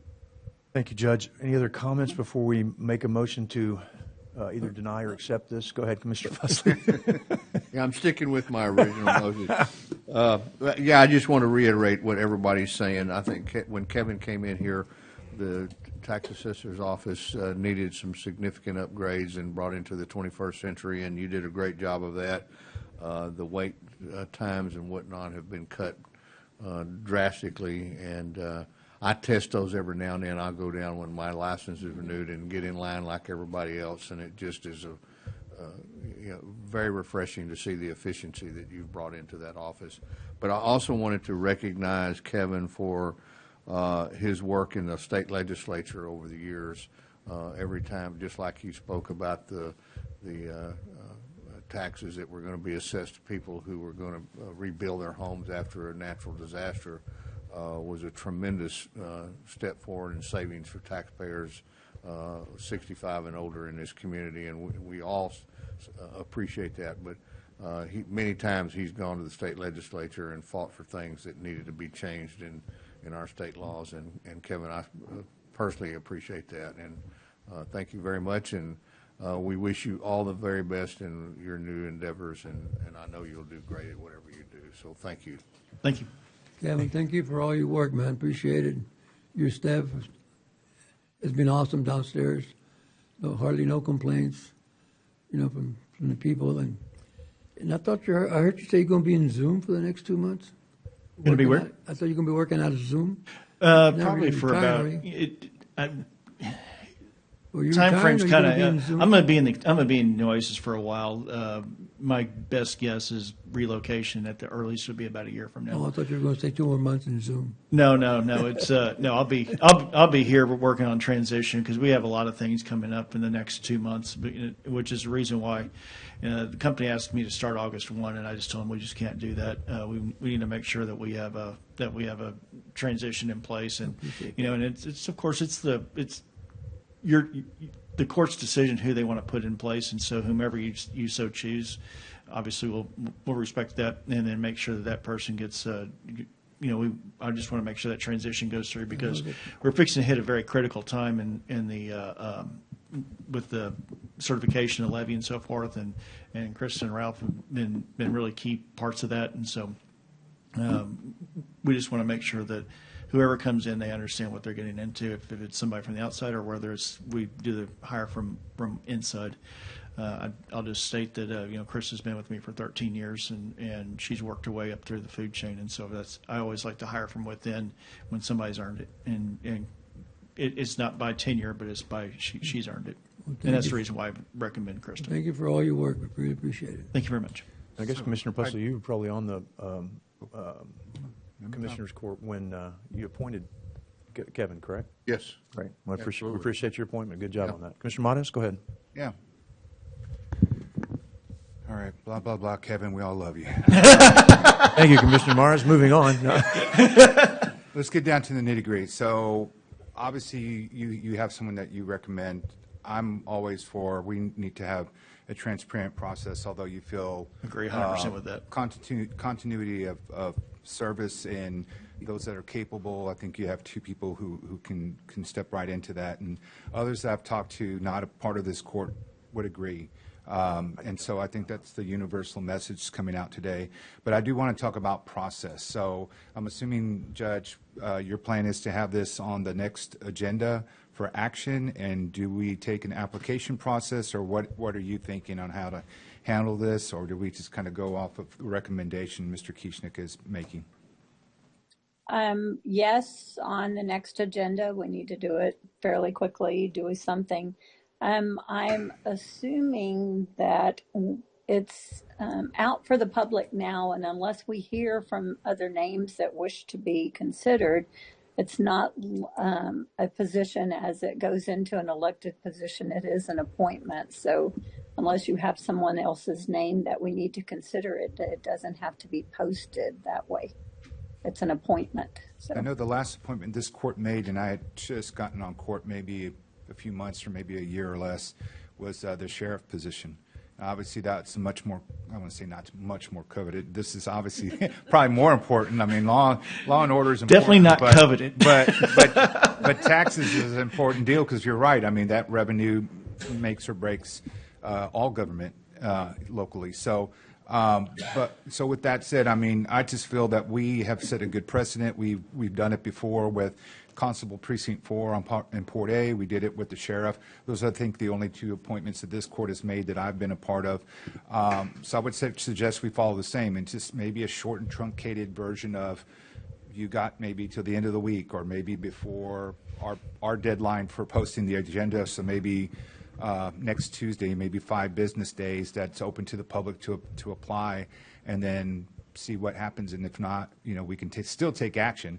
I mean, when I was on school board, we had a vacancy many years ago, and rather than go to the public, the item was written in a way that we were able just to make an option, and it was literally a trustee who had just decided not to run again, and we were able to bring that person back on because they already had institutional knowledge, and it was no hiccup, and there was no need to go out through this week-long process and interviews and all that. So I've set that precedent myself. I have no issue with doing that, but I think at least to open it up so the community, if they feel that they have some valued skill set, which this is so particular, Kevin. I mean, you cover voter registration, you cover taxes, you cover all the, voter vehicle registration, all these different areas on the first and into the second floor and beyond. And into Robstown, you have an office, and in other areas in the county. So, yeah, somebody better come prepared. They're not just say, I feel like I can do it and trying to make a political appointment. I definitely believe in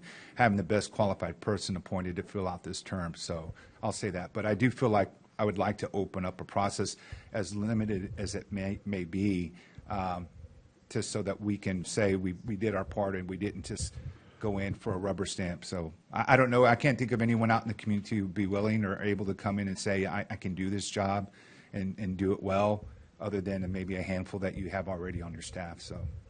And you never know, and I think that's a prudent thing to do. And whatever this court decides, then me and my team, Chris and Ralph included, we'll make sure that person, if somebody goes from outside, they're brought in, and we'll bring them up. Yeah, I'm not saying I'm going there. I definitely no, feel, but I'm just saying if that's what happens, if that's what happens, this is Ralph has gone through two tax assessors, so we've kept a lot of the team intact even from the days that Ronnie was here. So yeah, it's the knowledge base is there, and the teamwork is there, and so whatever the court decides, it'll. Like I said, I'm expecting only 2 or 3 maybe internal. Mm-hmm. I would be surprised that anyone else outside the community would even dare to put their name in to jump in and do this job for the next 2.5 years or so before the next election. So that's my recommendation, Judge. That would be my motion, that it would at least open up application process, maybe make it limited, handful of days, so that it's posted in time, and we have the list of applicants, and then we go through an interview process like we have before.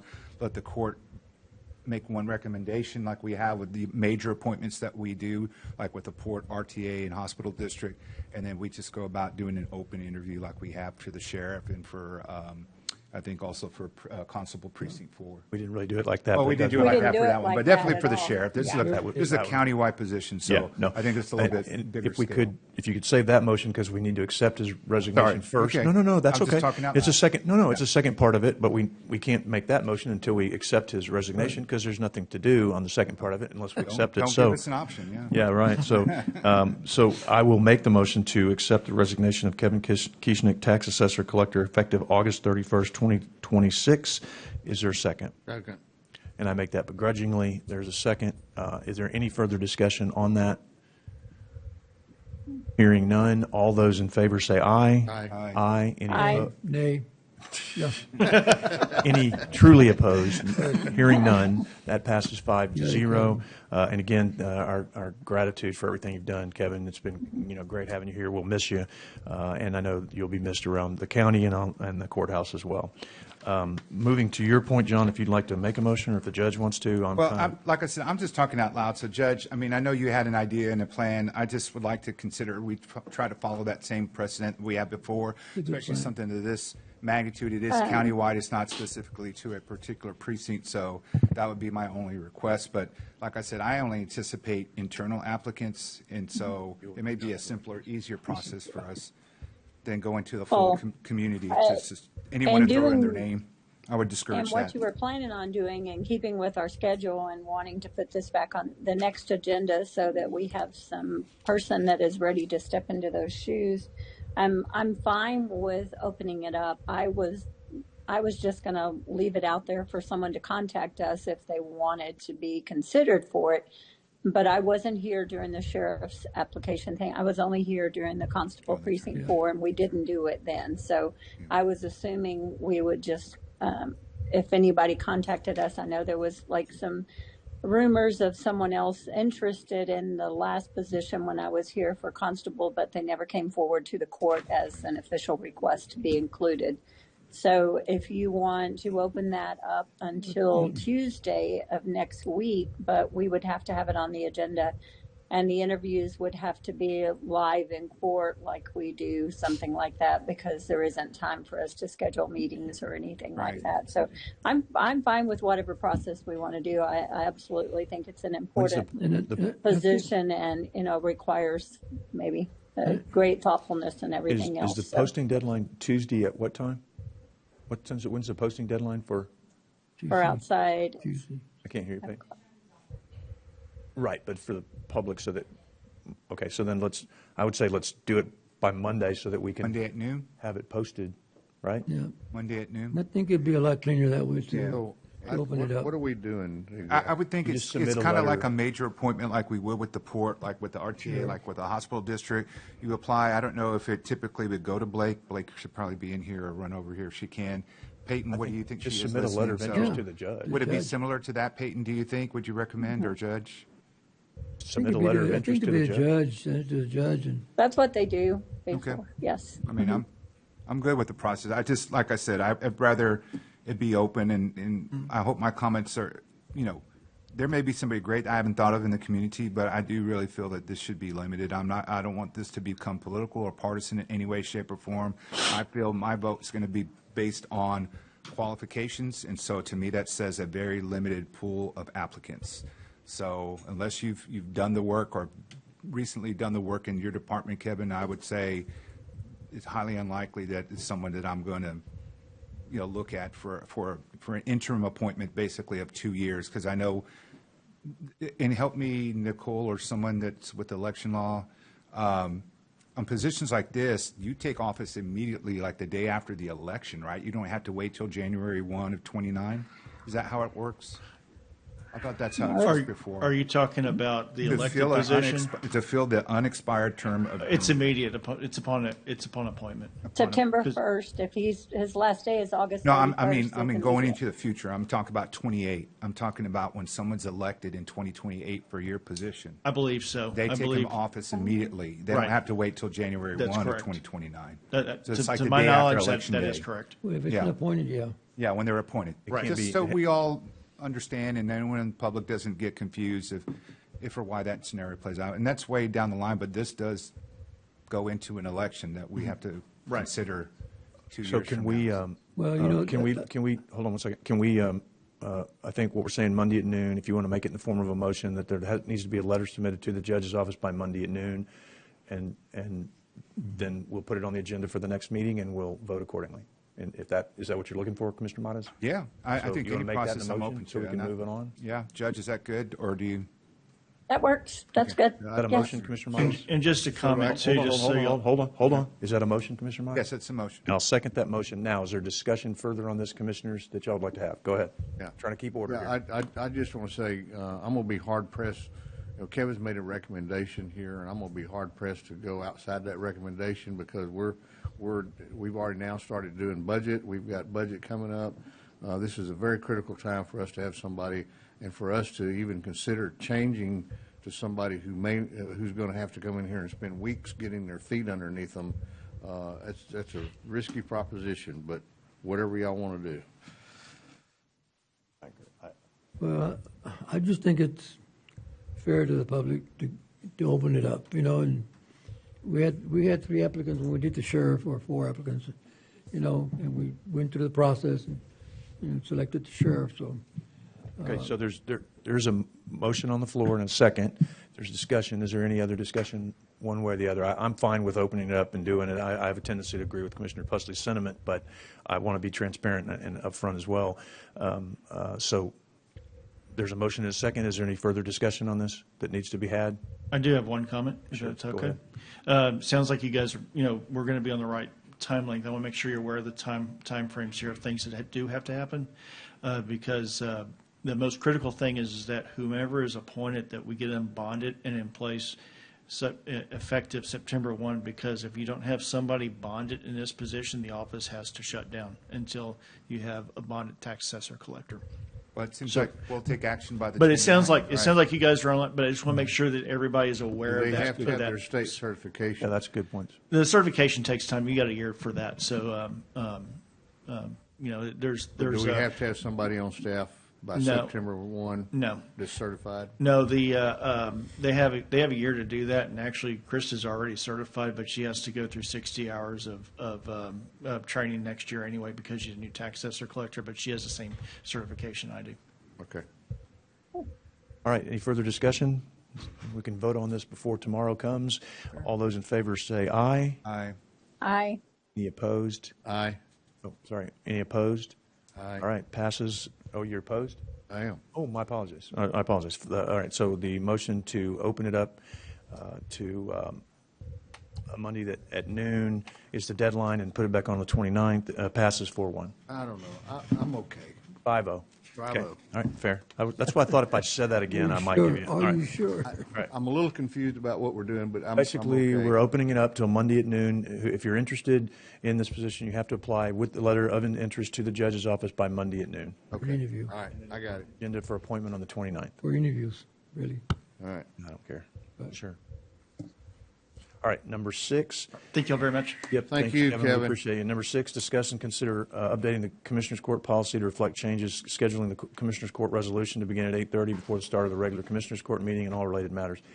I just put this on, folks, because we've talked about this for a lot of times, and we're getting into it seemingly more and more resolutions, and people want to honor people and so forth and so on. So it's a discussion point to do it. It's similar to what goes on. Not that we need to compare ourselves in any way, shape, or form to the city, but it is an effective way to do things because they start early, and anybody that wants to come doesn't have to sit through anything other than being recognized, can take your pictures, take your photos. If you can't get here at 8:30, it would become something that we would not vote on. It would just be a resolution of honoring them, because if we're not all here, if the county clerk's not here, if the county attorney, if they're not needing to be here, just like at the city, it's just whoever shows up for the council, they do a recognition, and it's signed. So it would be a certificate, kind of a recognition or a resolution that's just not voted on. I don't think that's a problem, but If it's a resolution, if it's county business, then it would need to We just need to call it it would something need else. to, yeah, and, oh, yes, excuse me, or maybe just signed by one commissioner or the county judge, something like that. But if it's a resolution that goes before the whole commission, then it has to be noticed like a regular meeting, and the plan would just be to basically make the meeting start earlier, and we would still notice everything. That's what I'm saying. Well, that's not what we're trying to So the do. meeting will be started at 8:30, really. right. I'm So good with starting at 8:30, but well, I'm trying, we're killing 30, 45 minutes with Yes, resolutions and I agree. proclamations in the morning. I'm trying to streamline that a little bit and say, okay, we can either do them the way they do them, and it's just whoever shows up, and it's a certificate, or we call it something else that's not a resolution. I don't know what they call them at the city, but if it's that, or if you want to start the meeting at 8:30 and do resolutions at 8:30, it just, we've talked about this, it's come up every once in a while, I just put it on the agenda for discussion. Yeah, I'd like to comment if I could. Yes, sir. And I will say, and I'm like you, I'm hard pressed to brag about anything the city does. Yep. Especially currently. But when I first came to the council in 2020, they used to do these recognitions when the council meeting started at 11:30, and we would sometimes be 1 o'clock before we finished resolutions. So as a council, we sat down and said, okay, we're going to allocate 30 minutes to this. We're going to do it before regular meeting time. So we would start the recognitions at 11, and we would tell all the council members, you can invite all the people you want, but it has to be done within 30 minutes because that's all we're going to devote to it. So, and the main deal there was it was not a meeting, so attendance was not mandatory. So there was no call in the meeting. So if we want to do this, I'm fine, but I would just say that this would not be a call, a starting of our meeting at 8:30, that this would be, that our meeting would start at 9 o'clock like it's supposed to, and that attendance to these recognitions is not mandatory. I agree, and that it still has the same effect because it starts earlier. Yeah. Basically, the net effect is we're taking 30 minutes at least off the meeting starting at 9. So that's The why only downside of this, Commissioner, that I see is the folks that we're asking to come up here to be recognized have to be here at 8:30. I mean, that's which is early. sometimes 8:15. sometimes better for the school kids Yeah, and things of that nature. could They be. gets them And in, you're gets right. them out, that kind of thing. Because we do a lot of schools, and a lot of those schools, it's easier to get them here at 8:30 because coming at 9 is later in the day for them because they start school at 8 o'clock, so they can get on the bus and go. Like I So- said, as long as this is, we set it up to where this is not a start of the meeting, but this is, attendance is not mandatory, I'm fine with it. And that we start our meetings at 9 o'clock. So Question. that means we have to limit who all we recognize at one meeting. That's all my comment. Thank you, Judge.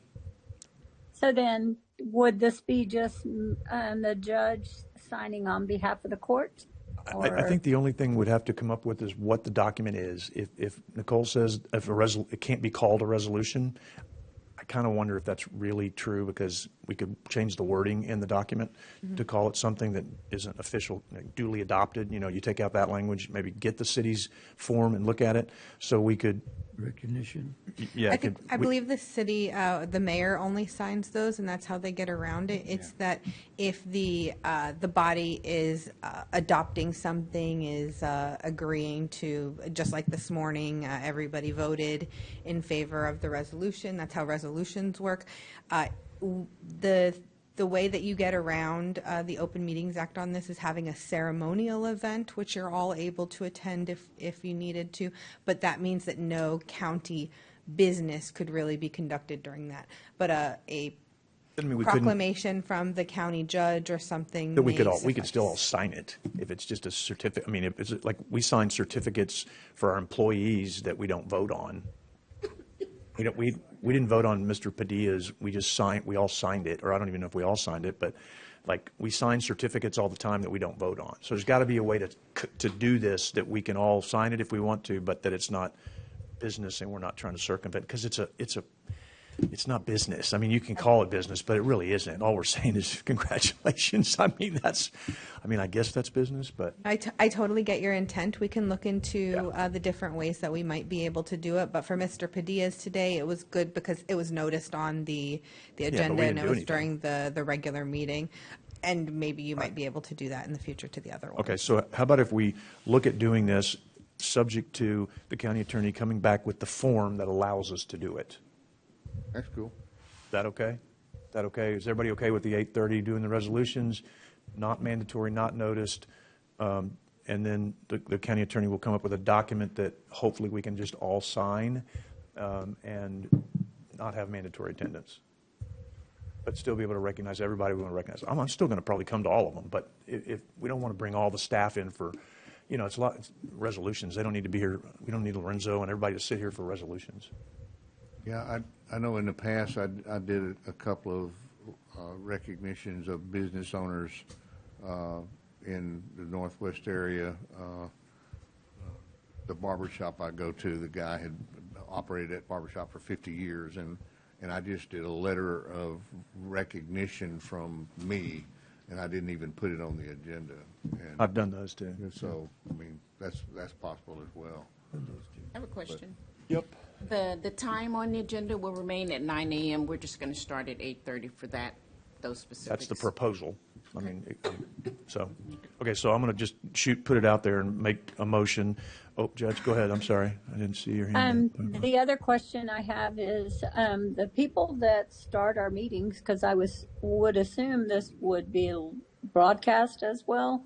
Isn't that what they do at the city? They have to come in early and start as well. They broadcast them. Yes, they do. Yes. Yeah.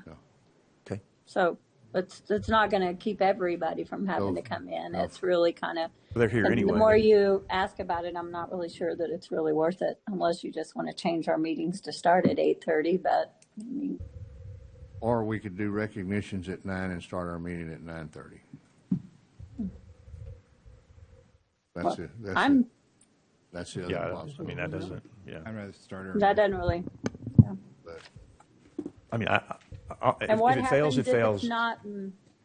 I'm just going to make a motion. If y'all don't want to vote for it, that's fine, and then we'll never talk about it again if we don't. That's fine. It doesn't hurt my feelings. with the one, well, actually, I would add the language that is this, attendance is non-mandatory.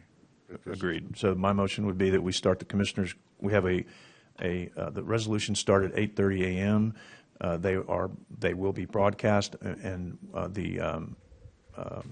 they are not mandatory for staff or commissioners, courts members, and that is subject to a document being provided that everyone can sign off on that the county attorney will bring us, so that we'll not start until that happens.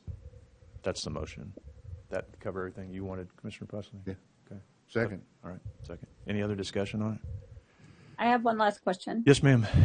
If they're not mandatory for anybody, are they mandatory at least for the people who put the recognition in?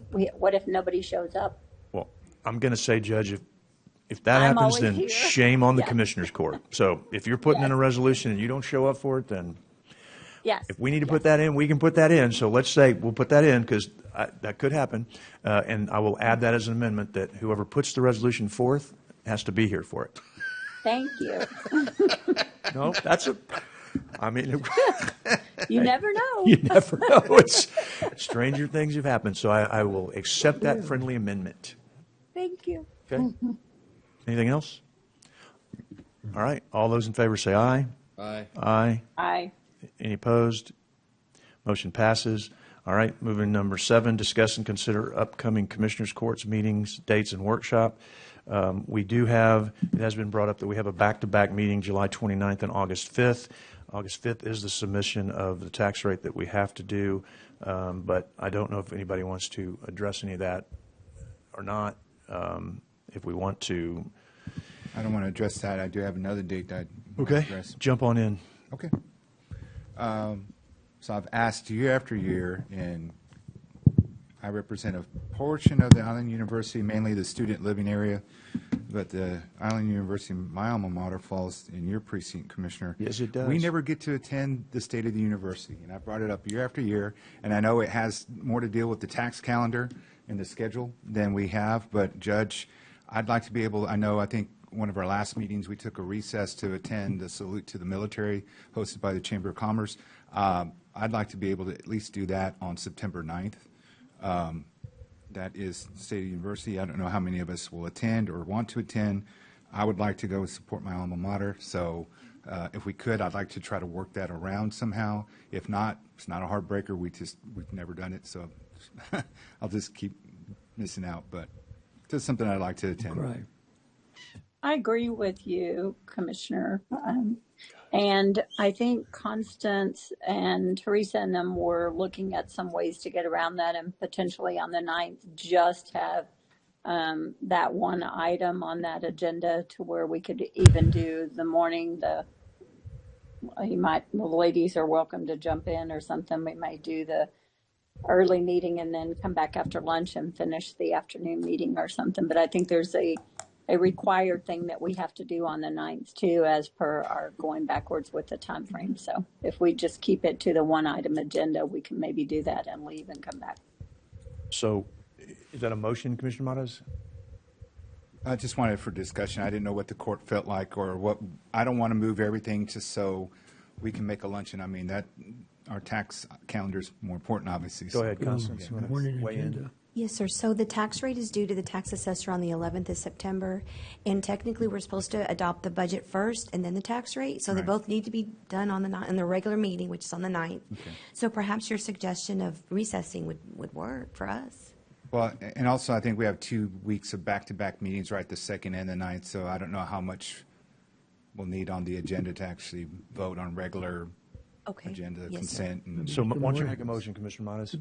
but just to consider that in planning. Well, I don't have to make a motion. I'm just saying, let's try to Could be plan just a around. morning, If we're gonna could be do it, just a do it. morning agenda. I'm just saying, if there's consensus, we just, the judge hears us, our staff hears us, and then we'll just plan accordingly. So if something comes up on the agenda, I don't want it to be like, oh, no, we got to take a break. Like, Okay. no, if we can, great, we'll make the luncheon. If we can't, it's no heartbreak. It's just, I think y'all have heard us. If we can be planned, the judge obviously is open to the idea. I don't want to make it technical and have to have a vote. I'm just making a suggestion, so. All right. Anything else on this agenda item? Nope. Thank you. All right. Moving on. Good suggestion. Oh, sorry. Yeah. No, I just, all right, moving good on. suggestion. I always go to the state of the university as well, and they're usually very informative and done very well, so. Okay, and I meant to mention too, is before we move on to coastal parks, the reason that I'm running the meeting today as Judge Pro Tem is because the law provides that if the judge can zoom in because she is injured and unable to be here, the law also says she can't run the meeting as a Zoom participant, and I meant to mention that so that people understood that. So I'm doing that now very late, and I apologize for that. It is not because the judge's lack of wanting to be here. She very much does. In fact, we had to tie her down and make her stay at home so that she would not re-injure her very damaged leg and toe. So saying that, I'll now move to coastal parks, item B1. Recommend selection, a conditional selection of Barcom. Motion to approve. Second. There's a motion and a second. Further discussion. The discussion basically is this is a conditional selection. We will now go into a value engineering process with them to look to reduce the cost. But we have had significant meetings with Emily Rosenpaul, who is the lead designer on this, and she has indicated that there's not going to be an issue in getting this into budget, and we will be able to bring that back to you very quickly. I'm sorry. Anything further? All right, no further discussion. There's been a motion and a second to take action on the conditional selection of Barcom Construction. All those in favor say aye. Aye. Aye. Any opposed? Motion passes. Thank you very much. Public Works. Mr. Pro Tem, I would like to make a motion to approve items C1 and 2 as submitted by staff. Second. Okay, there's been a motion. Juan, did you have any comment you need to make? We're recommending, Commissioner. Will be a request to increase budget after this year. Look, I did note on item 2, there's going to be a request to increase the budget after this year to cover these costs, though? They're going to be part of our budget, Commissioner, and Okay. included in our budget. Yes, sir. Okay, so then that obviously, how are we approving this if we haven't approved the budget yet? I guess I'm just making No, sure. they're included in they're part of our budget, or the one we already have. In other words, we have some monies in there. But okay, so you're not asking for an increase to cover this? No, sir, not for not for this. No, sir. I have a comment. Yep. So next year, fiscal year 26-27 is year 2, correct? That's correct. The cost is $144,478. Just That will need to be added to the That's budget. the increase. Right. So that's going to be a budget increase? That would have to be For a next budget year. increase. For next year. So A budget by item. doing this, we're committing right now to a budget increase that we haven't gotten to yet. That's correct. I'm sorry. Okay? Everybody needs to be aware of that, right? Okay? And we're doing this. Well, what's our choice? Yeah, I don't know. And Do we do a 1-year contract? well, this is a new contract, right? This is a 5-year agreement. So hold on. Let's pull out 2 for a second. Is there anything else on 1? I don't mean to. No, that's fine. I'll change my motion to approve item C1. Second. Okay. And there's a motion and a second. Is there further discussion on this one? All right. Seeing none, all those in favor of item C1 say aye. Aye. Aye. Any opposed? Hearing none, that passes. Now let's go to 2. There was a motion and a second to pass this, or do you want to just hold on that for discussion's sake? We'll assume the same motion and second are there. Now let's talk about this 5-year agreement. Why are we doing this 5-year agreement if we know it's going to be a budget increase? Go ahead. So typically, you can approve multi-year agreements, and what I've seen in the past is that the agreement will say subject to appropriation. And so that means every year, if it's not included in the budget, then we would not legally be obligated. I hope I'm not saying that incorrectly, Nicole. for that increase. But that's typically what I've seen in the past. You can do multi-year agreements with that clause in the agreement. And every contract we sign has a clause in it that says we can exit from that contract with 30-day notice. I'll have to defer to Nicole, but I've seen in the past. By law, we have to have that in Oh. there. We have provisions that say in most contracts, that's what we recommend to the Commissioner's Court, that there is a provision that if there aren't funds, but it's not a 30-day provision to my knowledge. But the majority of the contracts we do for services, we have a 30-day exit clause in all of them by state law. That's required by state law. I'd have to get back to you on that. I'm not sure about the 30 days as required by state law, but there is a provision of the Texas Constitution that requires us to not have an unconstitutional debt without first having a sinking fund. So if there's no sinking fund created, then we have to put a provision into the law. But Is a sinking fund for individual contracts or just a sinking fund for overall? for any debt that's created, so say we're going to enter into a contract that obligates the county to $50 million over the next 5 years and doesn't have a clause that says we're allowed to get out of it, and it is something that the county can contract to do, we would be required to have a sinking fund before entering into that unconstitutional debt, unless there is that provision. I'm not sure about the 30 days is what I'm saying. There is a provision that we can get out of it. It's just the timeline I'm that I'm going not sure of. to make a suggestion here. I'm a little uncomfortable passing something that requires a budget increase when, and I'm sure Juan just made a mistake when he said there wasn't going to be a budget increase, because you're telling me there is. So I might think that unless we have to, that we table this until we get into the budget discussions, because and I'm not making that a motion, I'm throwing that out for discussion before I make it as a motion, because I know there can't be discussion afterwards. So Is there a deadline on this? yeah, Juan? that was my next question is are we urgent on this? Do we? I just had one other thing. So we do have other contracts, like our software. That's a multi-year contract, Yeah. and that goes up every year.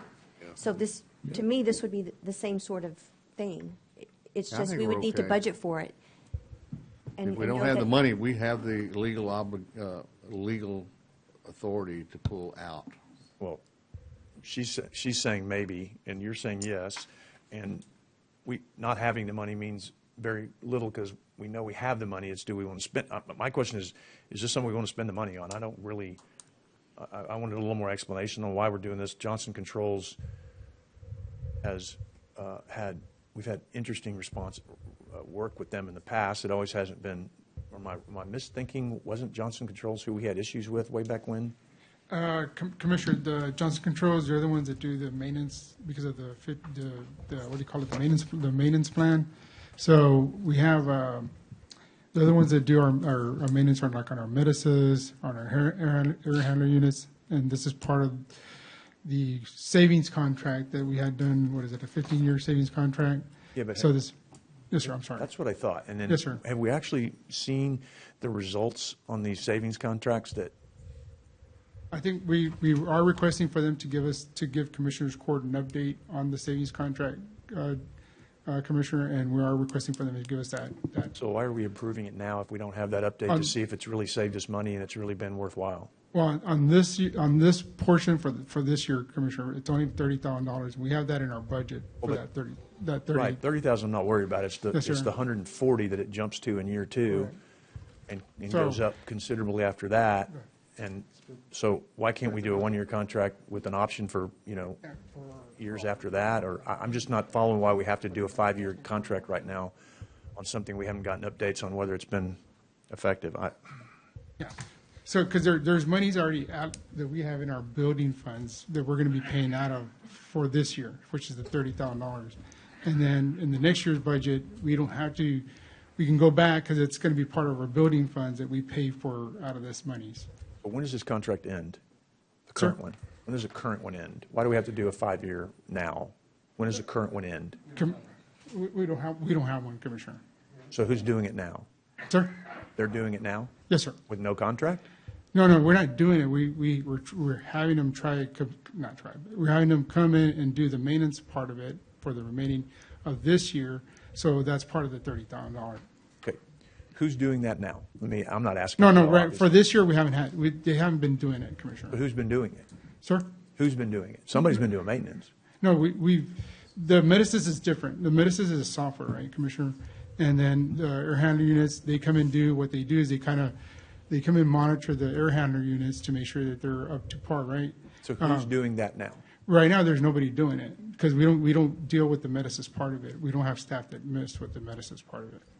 So now I'm confused. So the Nueces, which has been around a long time, it Yes, was sir. part of our energy Yes, sir. upgrade that we did with Johnson Controls back when I was on the court before. That was a whole new deal, and they were supposed to have people that helped us manage it because we didn't have anybody on staff that understood how to do that. That's correct. So do we have anybody on staff now that's doing the Nueces? Yes, sir. We have staff that's doing the Nueces, but they monitor the Nueces. We have the screen where we monitor the system.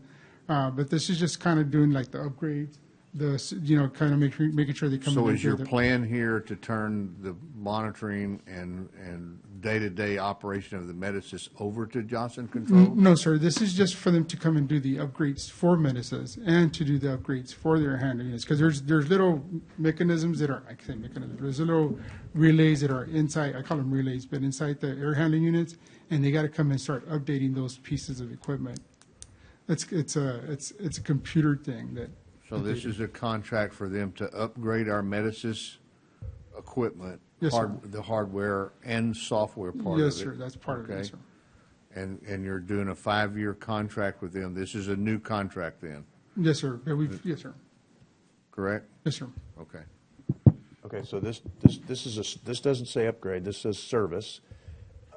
And so, what is it? Is it service? Is it upgrade? Well, it's kind of like it's a service, but it's part of like an upgrade that they do, Commissioner. Okay, so hold on.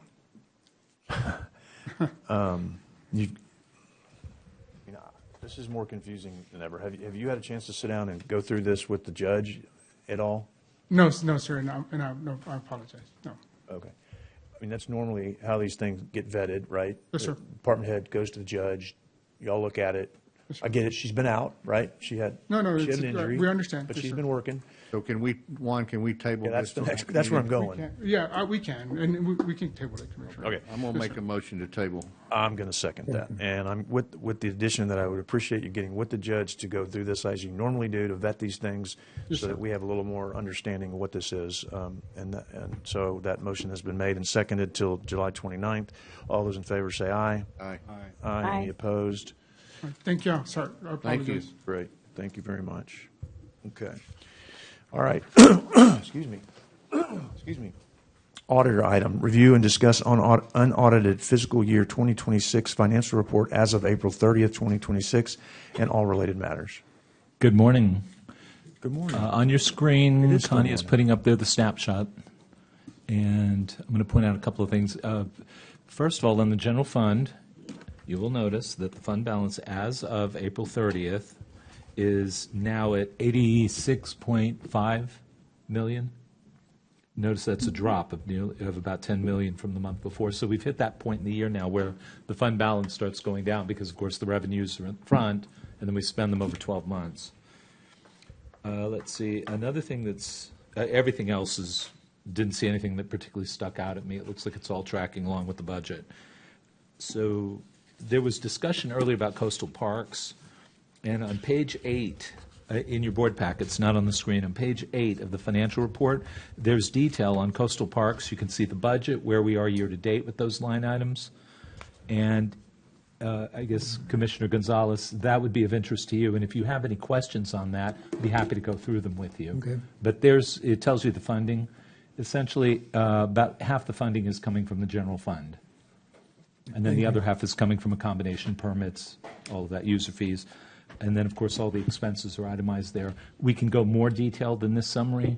I mean, I can go like 2 more levels down in detail. If you have questions, I'll be happy to meet with you. Okay. Okay? Thank you very much. Appreciate that. And then, of course, the other funds are there. On this, the details are in your packet. But I don't want to take you down into that forest of detail, because it's vast. If there are any questions on that, just let me know, email me. I'll be happy to go into it. as I committed to, cash flow with the grant-funded projects, we are now at 5.6. So we're still well within the funds that we have capacity to cash flow, excuse me, those projects. And that's it. That's all I got for you. This doesn't require a motion, does it? No. I didn't think so. Okay. Okay. Okay, got it, okay. Thank you All very right, much. thank you. Anything further on this matter? Very good. Okay, is there anything else before we go into executive session? We will be going into executive session. Before I start that, anything else that anybody needs to address? Very well. Public notice is given that the Commissioners Court may elect to go into executive session anytime during the meeting to discuss matters listed anywhere on the agenda when authorized by the provisions of the Open Meetings Act, Chapter 551 of the Texas Government Code. In the event the Commissioners Court elect to go into executive session regarding an agenda item, the sections of the Open Meeting Act authorizing an executive session will be publicly announced by the presiding officer in accordance with the authority of the Government Code, Vernon's Texas Code, Section 55.071, 551.072, 551.073, 551.074, 551.0745, 551.076, 551.086, 551.087, 551.089. The Commissioners Court will hold an executive session to consult with attorneys, including matters related to litigation, deliberate regarding real property, prospective gifts, personnel matters, including termination, county advisory bodies, security devices, and/or economic development negotiations, and other matters that may be discussed in an executive session. Upon completion of the executive session, the Commissioners Court may, in an open session, take such action as appropriate on items discussed in an executive session. In addition to the executive session items that are listed, we're also bringing in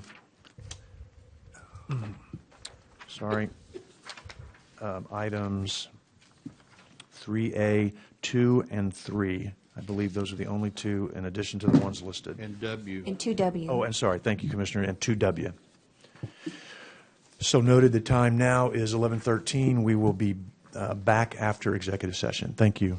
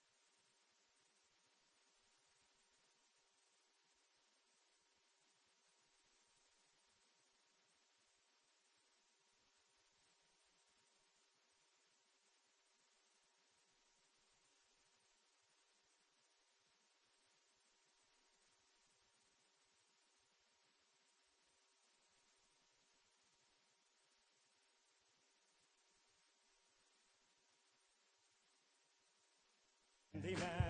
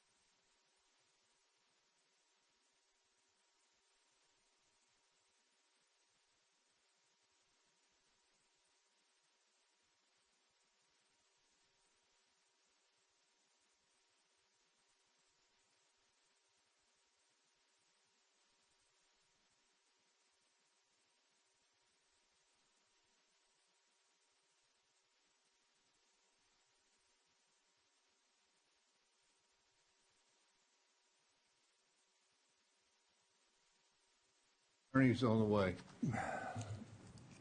You had to run something to her office right quick. We don't need to have her. We're good. You got the motions, no legal I do. questions? All right. We are back on, let's see, it is 1:04. The first item out of executive session is item 2W, authorize and approve the conditional selection of DCCM Infrastructure, Inc. for TDA-CFC grant-funded engineering services. Motion to approve. Second. Motion to approve in a second. Approved by Pusley, second by Gonzalez. Any discussion? Hearing none. All those in favor say aye. Aye. Any opposed? All right, that passes by a 5-0 vote. Next item is 3A2 and 3A3. Commissioner Gonzalez, you have a motion to table on that? So move to table. Second. Motion to table and second. It's a motion to table, no discussion. All those in favor say aye. Aye. Aye. Any opposed? Hearing none, motion passes 5-0. We have 3 items that we addressed. Let me catch up there. I'm sorry. Question on the table. Is there a dead date? Nope. But thanks for asking. Always good to know. There will be, let's see, no action on item A, an executive session. Item B, there's no action there. And item C, Commissioner Pusley, I think you have a motion on that. I do. Thank you, Commissioner. I would like to make a motion to approve the payment of the yield reduction payment for the positive arbitrage in the amount of $3,273,813.09. Adjustment by the auditor employing all paying down options prior to the payment being made and subject to county attorney review.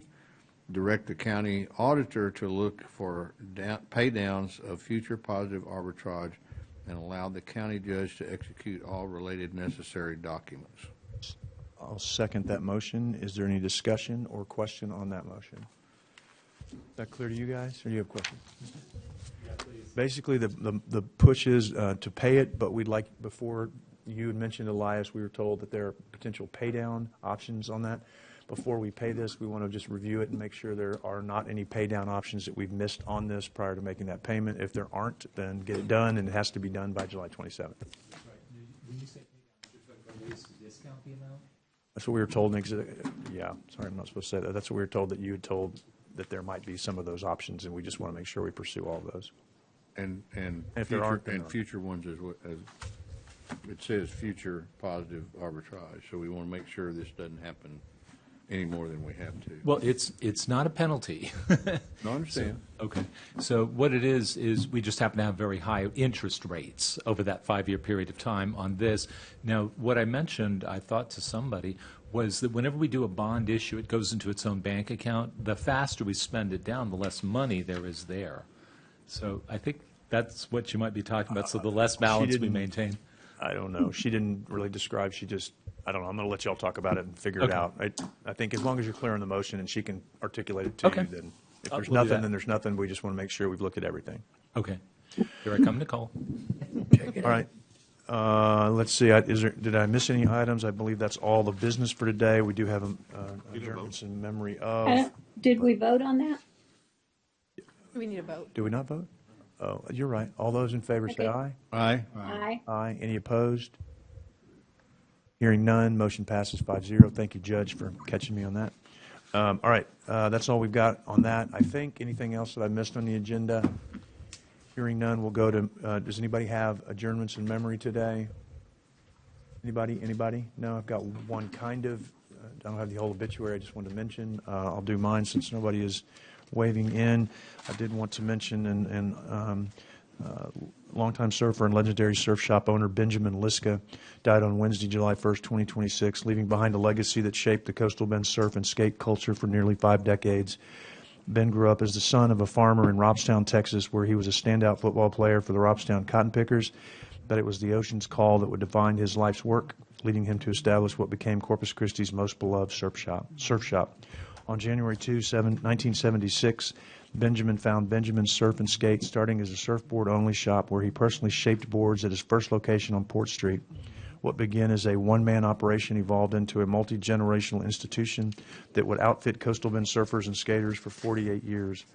The shop's growth mirrored Corpus Christi's own expansion, with Benjamin's establishing locations throughout the area. Ben Liska was quite a man. He was quite an innovator in this community. I'll certainly read the obituary at the next meeting, but I did want to mention a little bit and pass on our condolences to the Liska family and the passing of Benjamin Liska. Are there any others before we adjourn today? Seeing none, we are adjourned at 1:09. Thank you all very much. Have a great day. Judge, we hope you feel better. Thank you.